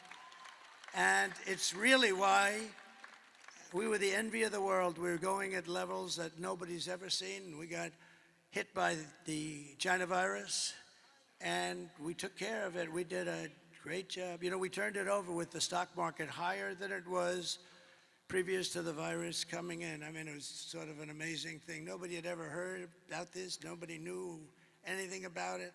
All we knew that all over the world, lots of people were dying, and we did a great job. Never got credit for that. Got credit for the great economy. got credit for knocking out ISIS and having no wars. I'm the only president in 82 years I had no wars. Remember crooked Hillary Clinton? She said, look at him, he'll create wars. Look at him, look at his attitude. Look at him, he's going to create wars. I said, no, my attitude is going to keep us out of wars. And that's what happened because they respected us. They respected us. But just this week, we had the worst jobs report in modern history, with only 12,000 anemic jobs created, and much of that was government jobs. We had nothing. You know, usually we hear 200,000 jobs were created, 250, 300, 350, 190, 100, 12,000. And they thought they could hold this report till after the election. And somebody released it, a whistleblower or somebody released it. But they released something far more sinister, because if you go back a few weeks, you remember they created 818,000 fake jobs. They didn't exist, and they put them down as though they did. So that instead of having today's problem, which is 12,000, which is like terrible, it looked okay. Not great, but it looked okay. So they created 818,000 fake jobs, and it was revealed 2 weeks ago, and the fake news media hardly picked it up. What a shame. That's a lot of fake news. Look at that. That's a lot. Wow. That's a lot of fake news, Mr. Chairman. That's a lot, huh? I can't believe it. You know, they hate me, but ratings predominate. For the networks, ratings predominate over hate. But think of what they did. 818,000 fake. And then last week they had to revise the figures from the previous month, 112,000. So that's almost 1 million fake jobs. I call them fraudulent. Fake isn't strong enough. And they did that hoping that all of you people wouldn't have a chance to see before you pull the lever on Tuesday. But a whistleblower released the information on the 800,000 jobs plus. The whistleblower said, you know, there were not 800,000 and 18,000. You add them up, and then you add 100, think of it, 112,000 jobs. So you're close to 1 million jobs. And the whistleblower, some whistleblower, I never loved the idea of whistleblowing, but in this case I liked it very much. But they thought it would be very unfair to go through an election. Somebody was being fair.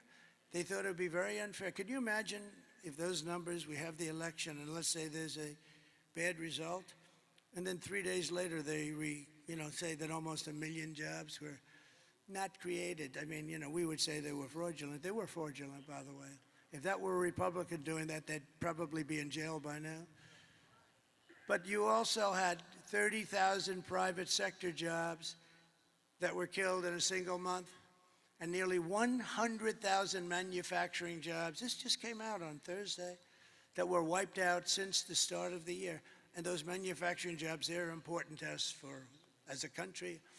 150,000 Americans joined the unemployment rolls in October, close to a record.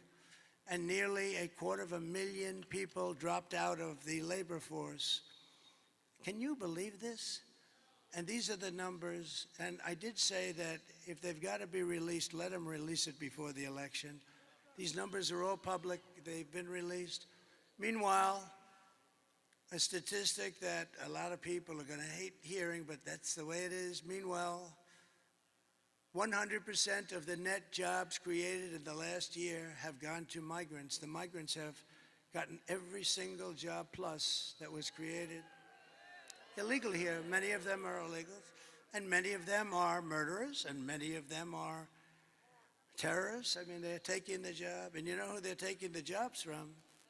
The black population mostly. It'll start hitting the Hispanic population.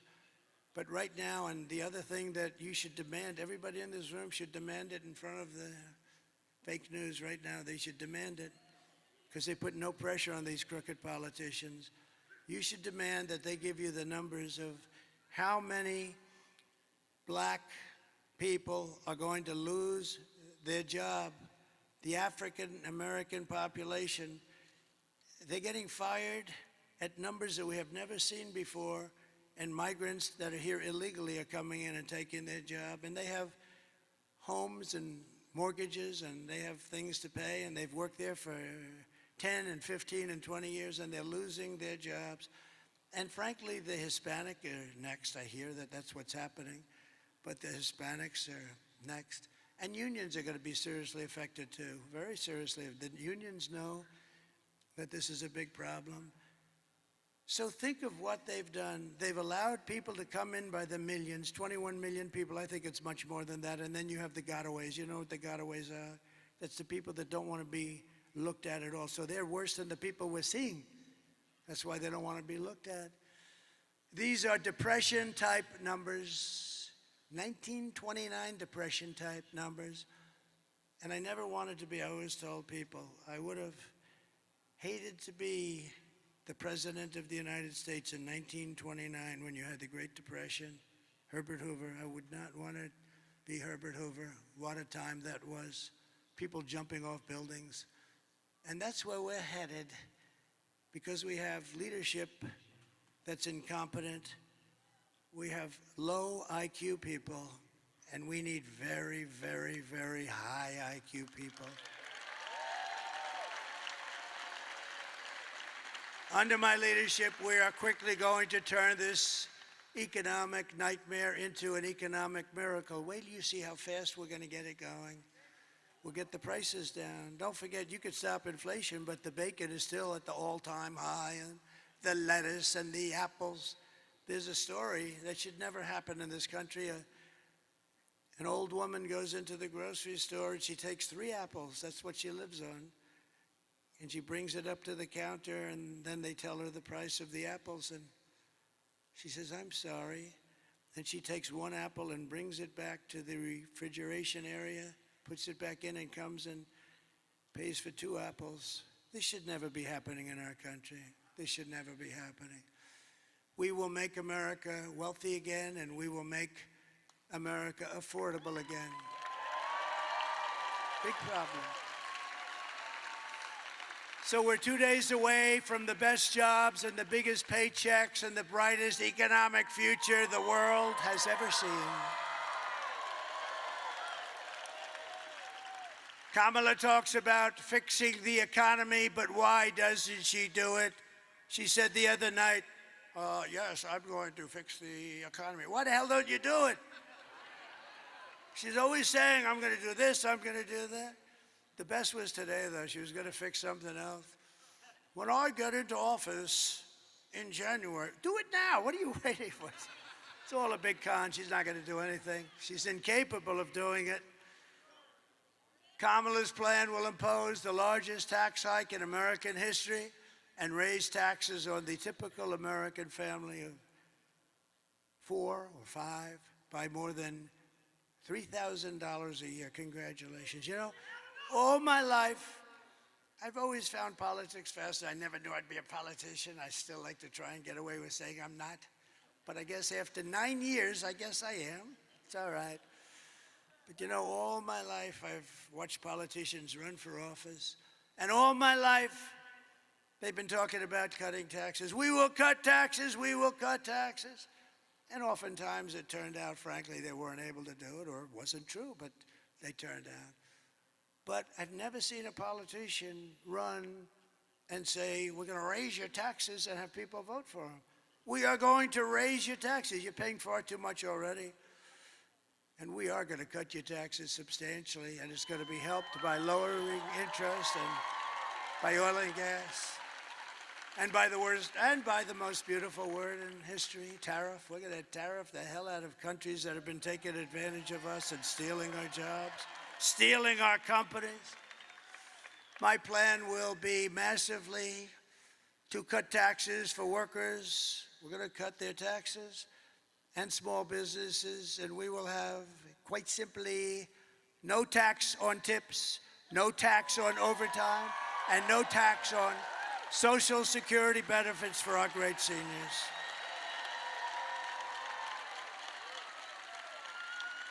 And to rapidly reduce inflation, I will end Kamala's war on American energy, and we will drill, baby drill, frack, frack, frack. We're gonna go to town. And I know those guys are, they don't call them wildcatters for nothing. They'll be drilling it so fast. Just the concept of what's gonna happen on Tuesday, we're way ahead. I'm not supposed to say that. My people say, please don't say that, sir. They'd like me to say that, yeah, we're a little bit behind, but if you get out, look, here's the story. You have to get it out. You have to vote Tuesday. It's all Tuesday. You got to show up in numbers that you've never seen before. And we don't need those kind, but you know what? We want to have so many votes that we can really do what we have to do to make our country great, to fix our country. We don't want to have like, and you know, it would be nice, it's obviously not necessary, but it would really be nice to have more votes than they do, because typically it's not great mathematics, because you take a place like Gavin Newsom in California. Did you see that his poll numbers have absolutely collapsed? Did you see that, Marjorie Taylor Greene? Did you see that? Gavin Newsom, one of the worst governors in history. But Gavin, his poll numbers are, what the hell's happening? What happened to his poll? But all of these people, they're just taxing you out. But the worst is, I was talking to Elon Musk. How great is Elon Musk? When I saw that rocket ship come in a week ago, I'm looking and you know, I told the story twice. I'm looking at that rocket ship and I'm on the phone with a very important person, very, very important. Even all these senators, even Herschel Walker would be impressed with him. Not that, Herschel wouldn't be that impressed. Herschel is, by the way, you're the greatest, Herschel. What a good man. They didn't treat him fairly. They didn't treat him fairly. You know, Herschel was very fast, very big, very fast, but he would always run around. But if perchance you couldn't run around, he would run through people I've never seen. He would carry 4 coal miners' sons on his back for like 12 yards. They didn't know what, they're banging him, they couldn't touch him. Really, maybe one of the top 2 or 3 in the history of football. We were really great. Remember, they played here in your state, the ballad to Herschel Walker. They're playing the ballad to that guy, and all he wanted to do is play football. He's a good person with a great wife and family and everything, and we love that you're here, Herschel.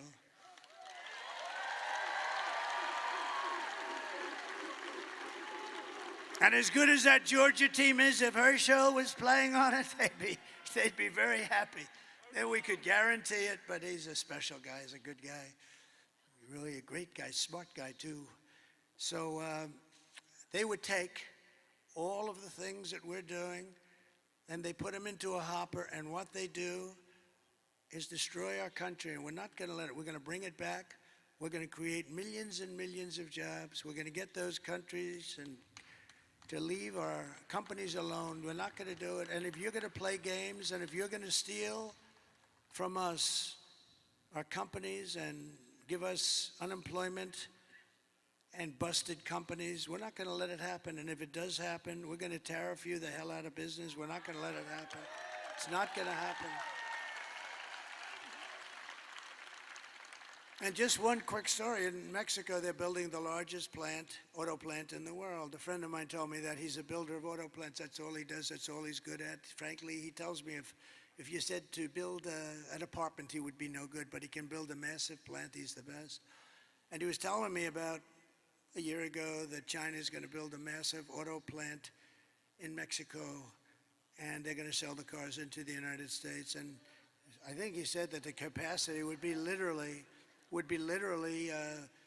this would be bigger than what they have in Michigan, the state. This is a monster, but it'll put all our auto workers out of business, everyone out of business. And I didn't like that when I heard that. And I was up in Detroit at the Detroit Economic Club. By the way, isn't it nice that you have a president that doesn't have to use a teleprompter? I haven't looked at that damn teleprompter. Isn't it nice? Isn't that nice? But I said to him, John, let me ask you, I want to see a plant. I just want to see, what do you want? I just want it because, I think I'm going to do well if I run again. So I want to see it. This was a year ago. He said, well, thank you, darling. He said, well, you'll have to come to Mexico because we're not doing the big ones here. We're doing plants, but not the big ones. I said, no, they should be doing the big ones here. He said, well, it's not happening anyway. So I said, I'm not going to Mexico. I don't want to go to Mexico, even though they did what I asked them to do. They always did. They did. They were fine. But Mexico's a real threat because of what's going on. A real threat, economic threat. And China's going into Mexico because this way they don't have to float it across the seas. It's not going to happen. So I said to him, what's happening with that plant? I was making a speech a week ago, and I see the guy sitting right there with the guy with the blue shirt. See that nice-looking guy right there? Right about there. Yeah, you can stand up if you want. You look like a nice... Go ahead, stand up. Right there. Yeah, stand up. Right there. So I'm looking at the audience, and again, I'm in Detroit, and this has to do with cars. Very pertinent because cars are big manufacturing stuff, and you see all the jobs that they're losing now. I want to bring all of the car business back here. So he's sitting, I say, oh, that's John. That's the guy that told me about the plant. So I finish my speech, and I send out for John. He comes backstage. I say, John, how's that plant coming on, that big monster plant that China's building? Sir, they've decided they're not going to build it because they think you're going to be elected president. And if you're elected president, you're going to put tariffs on all these cars of 100%. And they're not going to be able to sell one car into the United States. And I said to the state of Michigan, you're so lucky, no wonder I'm leading Michigan by a lot. No, but there's a big thing. I mean, I said you're going to be paying tariffs like you wouldn't believe, and it's not going to be economic, and and they think I'm going to win. And they say if he wins, it's going to be impossible. Because I took in hundreds of billions of dollars from China. No other president took in 10 cents. Barack Hussein Obama took in nothing. He just talks. He talks all the time. Talk. And a terrible thing happened 2 days ago. I've always treated his beautiful wife, Michelle, I've always treated her with great respect. But she hit me hard over the last. What was that, front row Joes? Look at the front row Joes. They've been to like 300 rallies.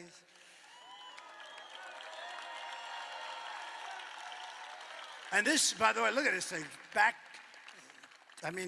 25,000 people standing outside. Look at it, to the back window. You know it's full when you have the back window and people are hanging out the window. Be careful, too. But this isn't a rally. You know what this is? This is a request to tell everybody just to go, please, just go and vote on Tuesday.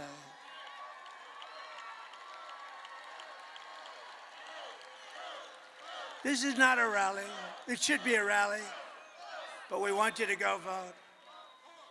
So I believe in America first. It's going to be America first. And you don't hear that often.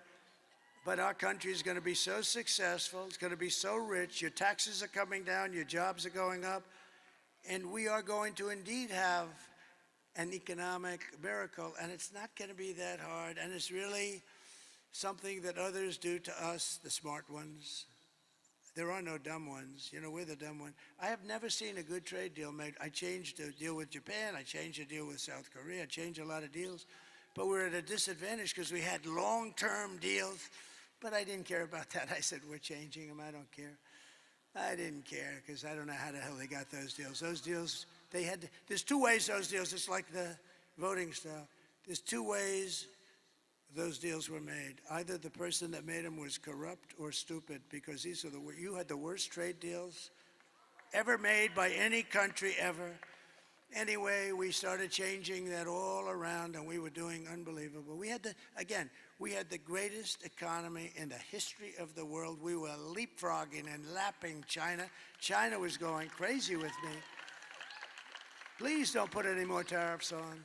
I saved the steel industry. If I didn't put, they were dumping steel, you remember that. If I didn't do that, you would have no steel. And by the way, I don't want U.S. Steel, the greatest company in the world 70 years ago, to be sold to Japan. I just don't want that to happen. Everything Kamala says is a lie. She has no vision, no ideas, and she has absolutely no solutions. But take a look at this for a second, because this is just terrible. Take a look. Good evening, everyone. Tonight, I will speak about Donald Trump. Donald Trump. Donald Trump. Donald Trump. Donald Trump. Donald Trump. Donald Trump. Donald Trump. Donald Trump. Donald Trump. Donald Trump. Donald Trump. Donald Trump. Donald Trump. Donald Trump. Donald Trump. Donald Trump. Trump. I can't stand it. I can't stand it, Marco. So, no, this was the other night. She made a speech. Every sentence was about me. Our great First Lady said, "Darling, are you okay?" They asked her about the economy. Donald Trump. No, they've been there for 4 years, the whole thing. What they did to this country is record-setting, and especially at the border, because that inflation's going to come roaring down. You know, as soon as we open up the gas spigot, the oil and gas, you know, we had $1.84. You know, I used to say $1.87. I was corrected by the government manuals. So I said, I'll take it 3 cents. But we had $1.84 gasoline. Do you like that? How does that sound? Today you're at $3.75, but if anything happened with the election, you'd be at $7, $8, $9 a gallon. Kamala's campaign is running on nothing but hate and demonization, calling half of America garbage. You saw Joe. Do you think they were happy with Joe the other night?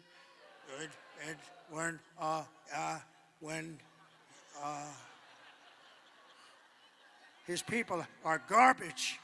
They're garbage. Oh, I said, oh, is he screwed now with them? He says. That's lasted, Sarah, that's lasted for about 5 days now. This is not good. And perhaps that's why we're leading by so much, but that's not really the reason. The reason is that first little question I put.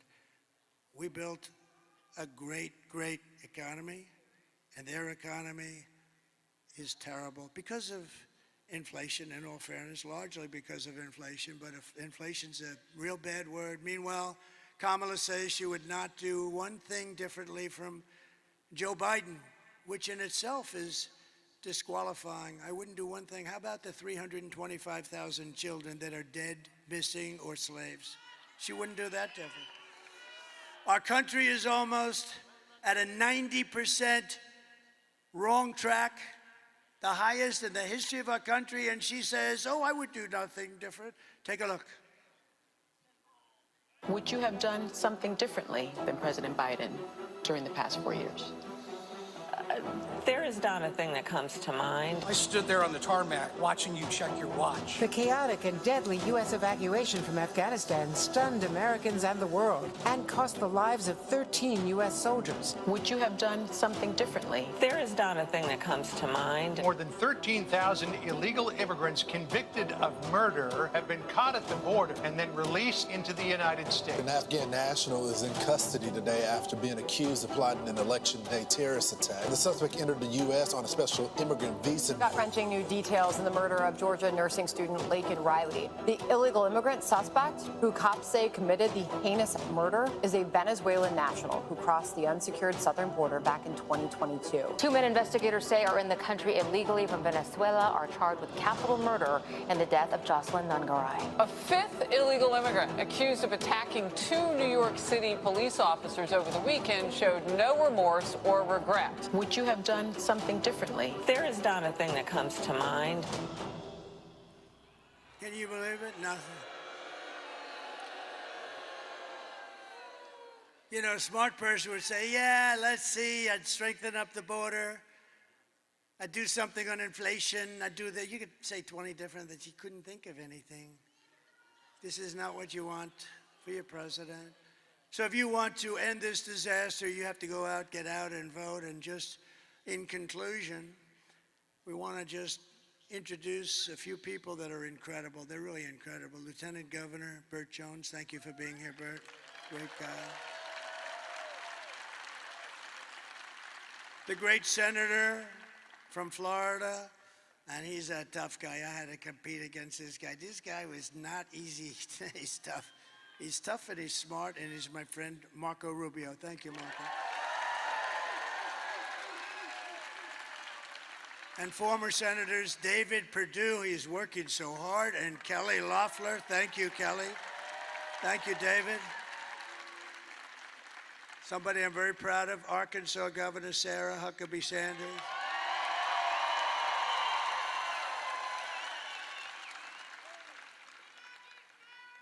Representatives, warriors, by the way, Andrew Clyde, Austin Scott, Mike Collins, Marjorie Taylor Greene.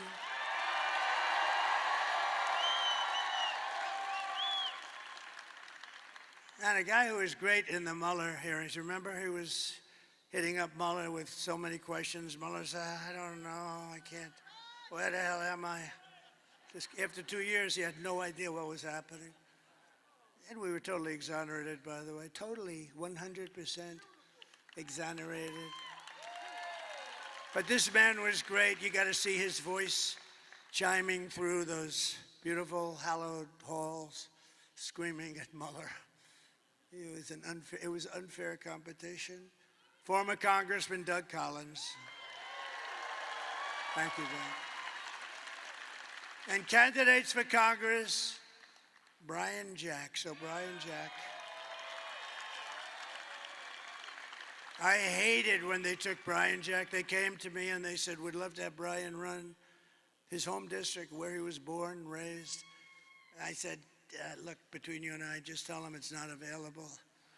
I didn't want to lose him, but he figured it out. And I endorsed him so heartily.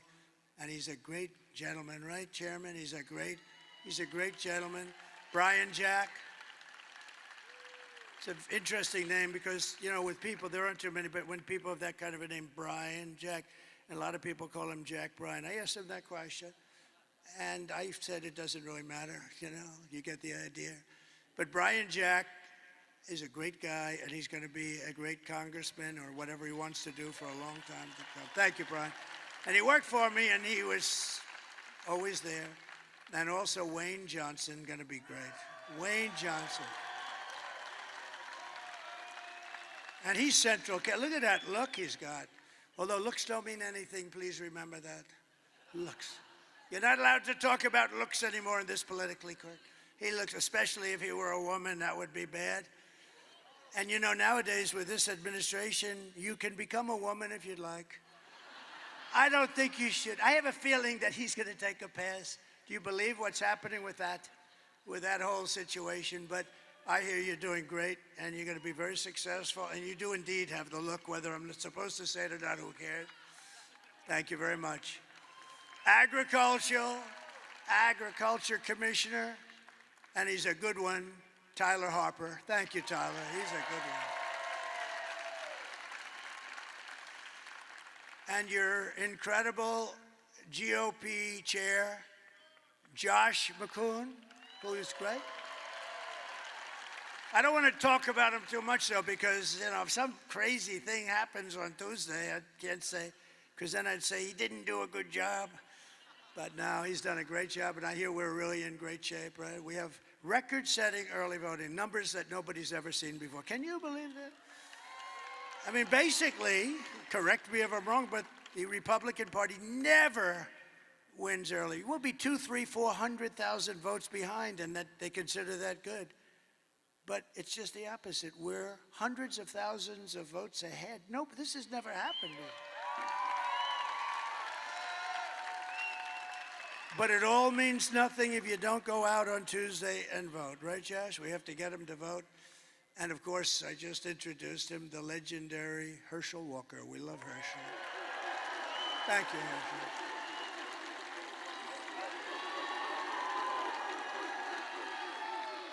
You look good, Herschel. I also want to send our prayers to everyone here in Georgia who is still recovering from Hurricane Helene. And I want to also thank you, Governor. He's been very gracious. He's working very hard on making sure that we win this vote on Tuesday. So I want to thank very much Brian. That's very good. That's really nice. Thank you very much. Everybody's working as a unit because winning this vote, and by the way, winning this state, we win this state and it's over. It's over. So get out there and do it. Kamala's hurricane response was a disgrace and actually a betrayal. It was just reported that almost 50% of phone calls to FEMA for disaster aid went totally unanswered. You know why? Because they spent their money on illegal aliens, people coming into our country illegally, many of them very bad people. So you cannot trust this person. Anybody doing that, you can't trust that person to be president. You had the worst hurricane like maybe ever, and boy did North Carolina get hit, but you got hit really hard. And you had, and you know, I want to thank Elon Musk, okay? Because Elon, the head of North Carolina Rescue, and your governor, and also some of your people that did a really great job but had very little federal help, they asked, would it be possible for you to call Elon Musk? And he gave me the greatest endorsement ever. I mean, how good is it to get his? Because we like intelligent people. We got to protect our brilliant people. We don't have too many of them. And when I saw that rocket come down, the way it came down was so beautiful. Boom, right on the pad. He was unbelievable. I said, was that yours? Yes. Oh. Can Russia do it? No. Nobody can do it. China? No, nothing. Nobody can do it. And I said, he does something called Starlink. And the man from, a very good official, by the way, state official, he's from North Carolina. He said, sir, could you call up Elon Musk? I know you have a good relationship. We want Starlink. I said, what the hell is Starlink? Tell me about it. It's a communication system. All of the wires in parts of Georgia, too. All of the wires are down, and it's very successful. It's very hard to get. We can't get them, and we need it. I mean, people are dying. They have no communication, and people are dying. And I called Elon. I said, Elon, you got to do me a favor. Do yourself a favor. Do humanity. They got to get this thing you have called Starlink, and you got to get it fast, Elon. And I talked to him for a couple of seconds, literally, and I got a call from the guy from North Carolina thanking me for getting Starlink. I said, how the hell did you do that, Elon? He said, well, I can do two things at one time, can't I? And the following day, it got delivered to North Carolina, Georgia, and other places that needed it, and it's very hard to get. And I actually asked him, in all fairness, I got to give Elon a little boost. I actually asked him, well, how does that compare to the wires that have to go all the way down and ground and on poles and everything else?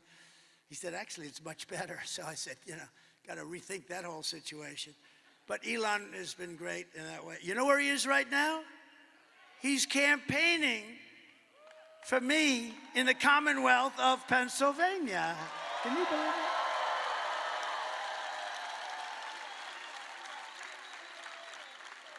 That rocket went up, and I mean, the thing was down for probably 30 minutes, and he announced he's going to, because he thinks this election is the most important thing maybe to ever. He doesn't think we're going to have a country left if a guy named Trump doesn't win this election. And he's a very smart guy. But how good is that? Think of it. He is campaigning for all of us. He's not campaigning for me. Thank you very much, sir. That's fine. It's all right. That's very good. I like that. I like that. I like that. I like that. How can I get angry at this guy, right? Normally, I'd say, who the hell is in front of me with a sign? But that sign is okay, sir. Because he's up there and he's going to help us out. Thank you. Thank you.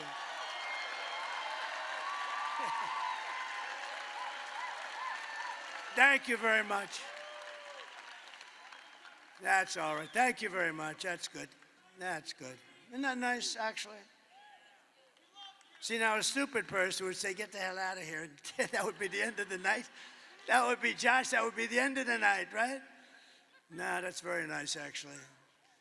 So just in closing it out, here are some of the facts. Kamala is a radical left Marxist, rated even worse than Crazy Bernie Sanders or Pocahontas herself. She destroyed our economy. She was an original creator of defund the police. Think of that. And anyone who wants to defund our great police for even a day or a week is not worthy of being president of the United States, because that's their thinking, that's their ideology. Kamala vowed to abolish ICE. Can you believe it? Let's go, ICE, get out of here. We'll take care of these tough killers. She wouldn't do it. Tell you who wouldn't have the guts to do it. Liz Cheney wouldn't have the guts to do it. Liz Cheney, ooh. She's a big talker. We're going to put thousands of soldiers and they'll die, they'll all die, and I'll be sitting home with my dad who ruined, think of all the people that are dead right now. And then they wonder why Kamala's doing so badly with the Arab Muslim population in Michigan. You see that? They're doing bad. Who the hell, if you're a Muslim Arab, you're from that part of the world, who the hell's going to vote for her?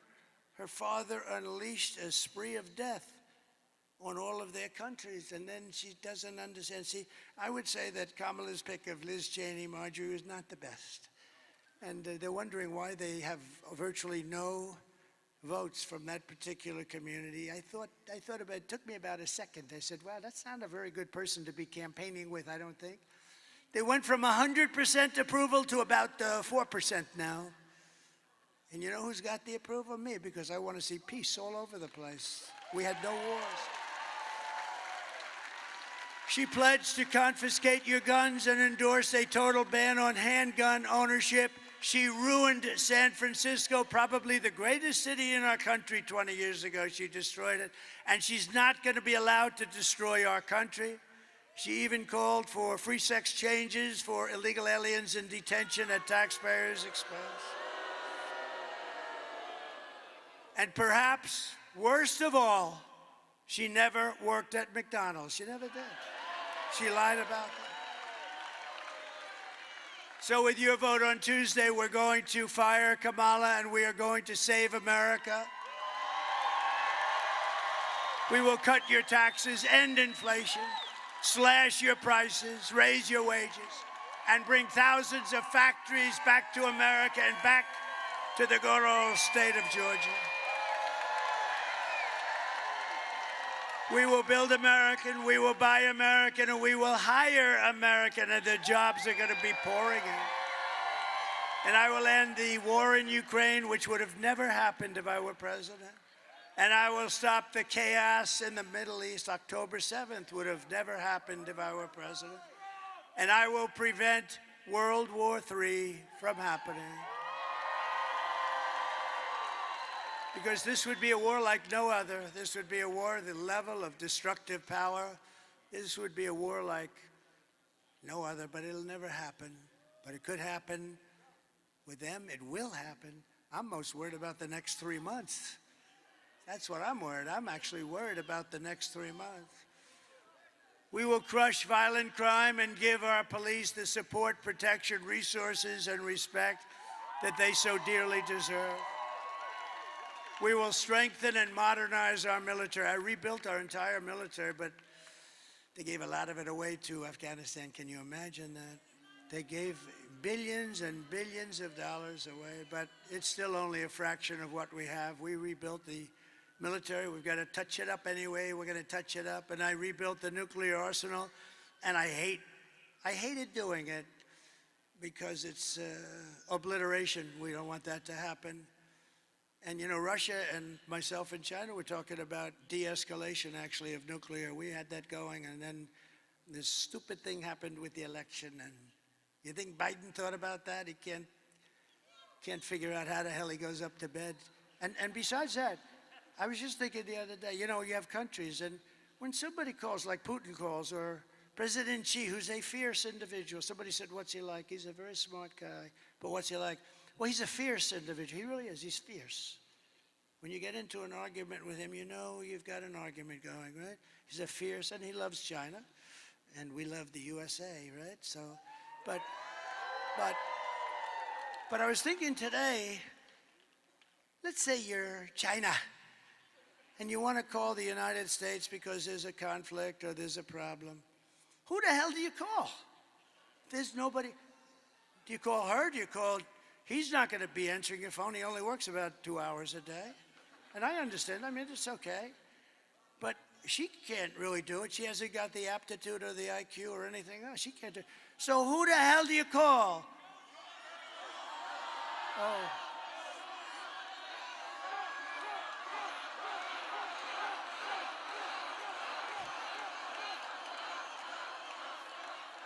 Well, I don't know if they have a choice. There's nobody you can call. You ever have that? You're calling a company, like a nice company, and there's all flux and trouble. You don't know who to touch. Here's on a much larger scale, to put it mildly, the largest scale in the world. You call the United States because we have a problem with something. You have no idea who the hell you're talking to. We will build a missile defense shield, all made in the USA, wrapped around our country to defend ourselves and our country. It's all going to be made in the United States, and a lot of it in your great state. We'll put Herschel Walker in charge of that little sucker, okay? And we're going to do that. It's so important. You know, it's our technology. I know a lot of people say it's our technology, and we're going to use that technology at an even higher level. You know, when you see Israel with 187 rockets blasted, and almost all of them are knocked down, well, we got to have that kind of capability too. And we're the one can do it better than anybody. You know, Ronald Reagan wanted to do it, but we really didn't have the technology. He was great, but we didn't have the technology then. It would have been a terrible thing, because we would have had it, it would have never worked. But now we have technology where it can knock a pin out of the sky. It can knock a little pin this big out of the sky. It's incredible. We will rebuild our cities, including our capital in Washington, D.C., which is a mess, with graffiti on our marble, beautiful Carrara marble columns all over the city, graffiti and filth and crime. We're going to make it beautiful again, and we're going to rebuild our cities. We're going to work with Democrat mayors and governors. We'll probably have to, and we're going to make our cities beautiful and safe again. We'll work with them if we have to. And we will teach our children to love our country, to honor our history, and to always respect our great American flag. And we will get critical race theory and transgender insanity the hell out of our schools.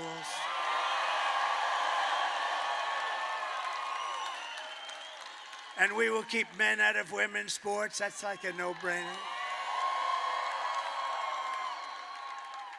Brett Favre endorsed me yesterday. That was beautiful.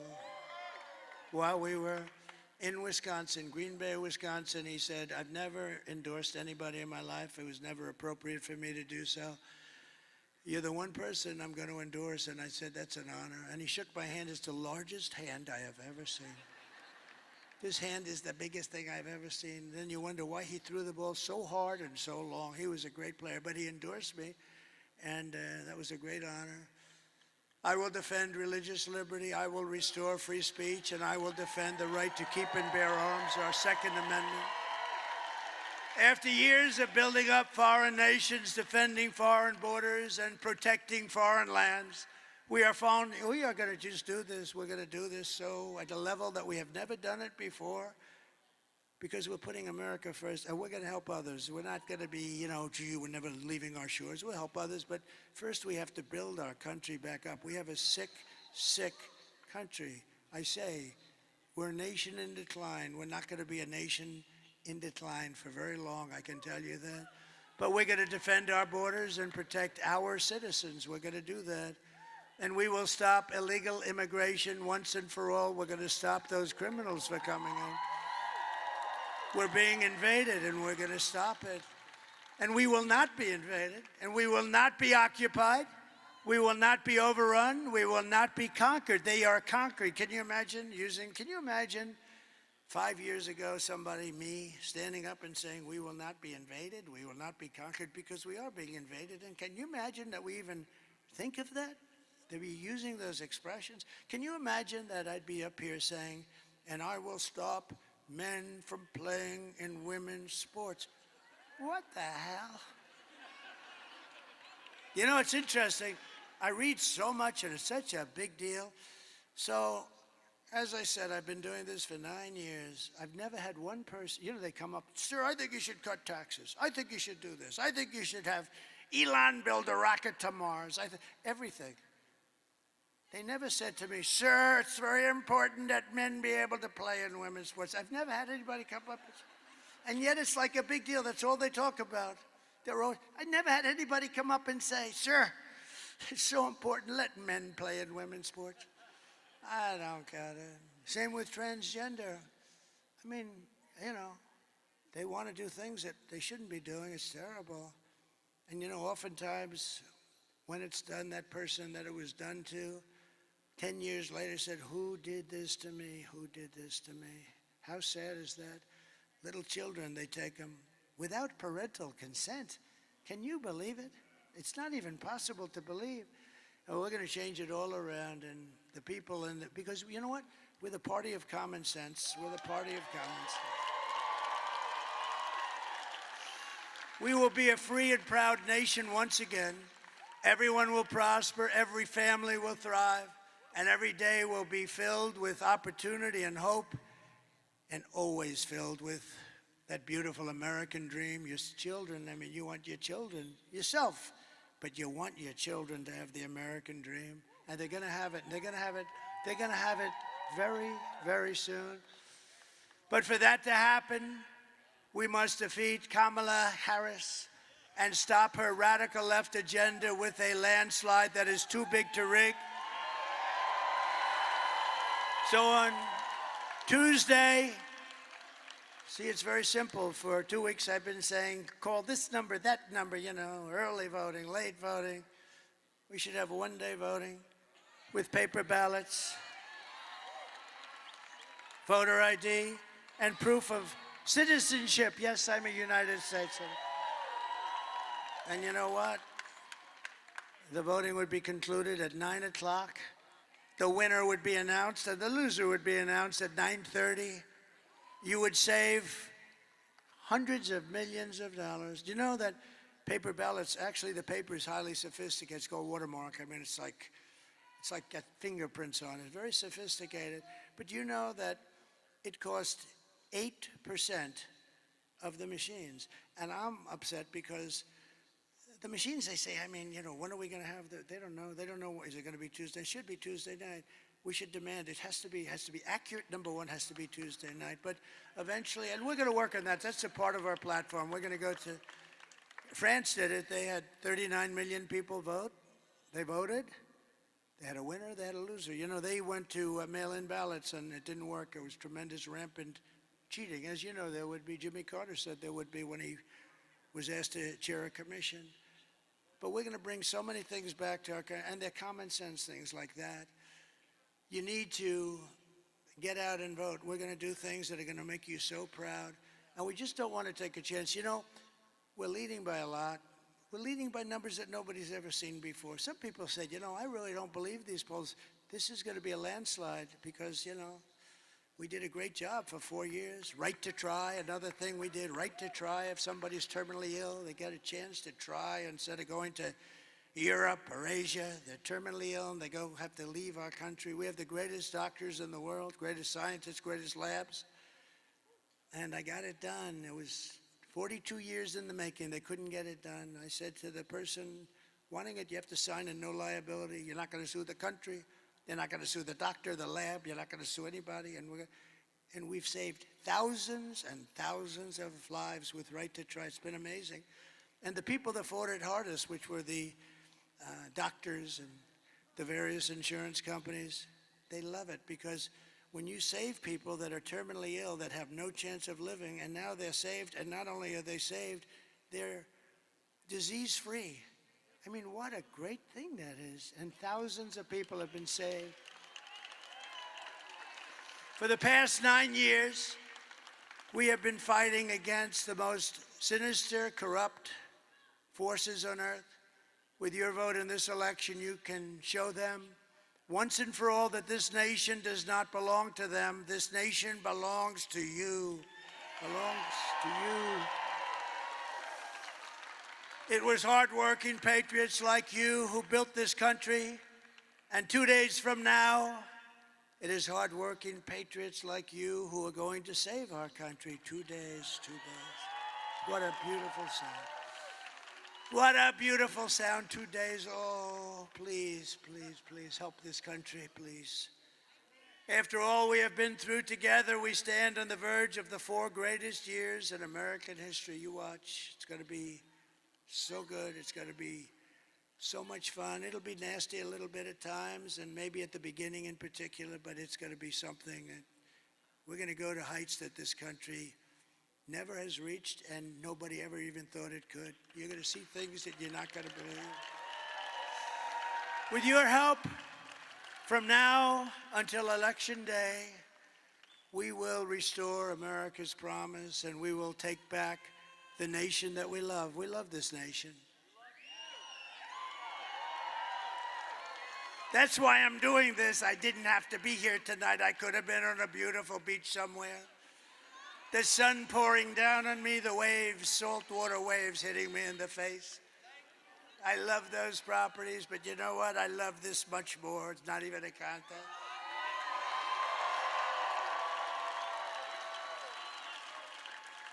Many people have said, have you had it? Because they've treated me terribly, you know. Look, they treated Andrew Jackson, President Andrew, a great general and a good president. They treated him the worst up until me. They treated Abraham Lincoln, is considered the second worst. They treated him very, but he was in a civil war, in all fairness. I guess that makes sense, right? He had a civil war. But now I think there's no question about the fact that I got treated the worst. Think of it. And it did, I mentioned before. I got treated worse than Alphonse Capone, one of the greatest killers in the world. Scarface, and my father's looking down. Probably he's looking down, but my mother is definitely looking down. My father, you know, a little questionable, but no, he was a tough guy, but he was a great guy and a good guy. But we're one people, one family, and one glorious nation under God, under God. We will never give in, we will never give up. We will never back down, and we will never, ever surrender. We're not surrendering. We're there. We're there. You got to get out and vote. We're there. We're actually on the 1 yard line. Let's go get out and vote. Everybody vote, vote, vote, vote. Together we will fight, fight, fight, and we will win, win, win. We're going to win. November 5th will be the most important day in the history of our country. And together we will make America powerful again. We will make America wealthy again. We will make America healthy again. We will make America strong again. We will make America proud again. We will make America safe again. And we will make America great again. Thank you, Georgia. Thank you very much. God bless you all.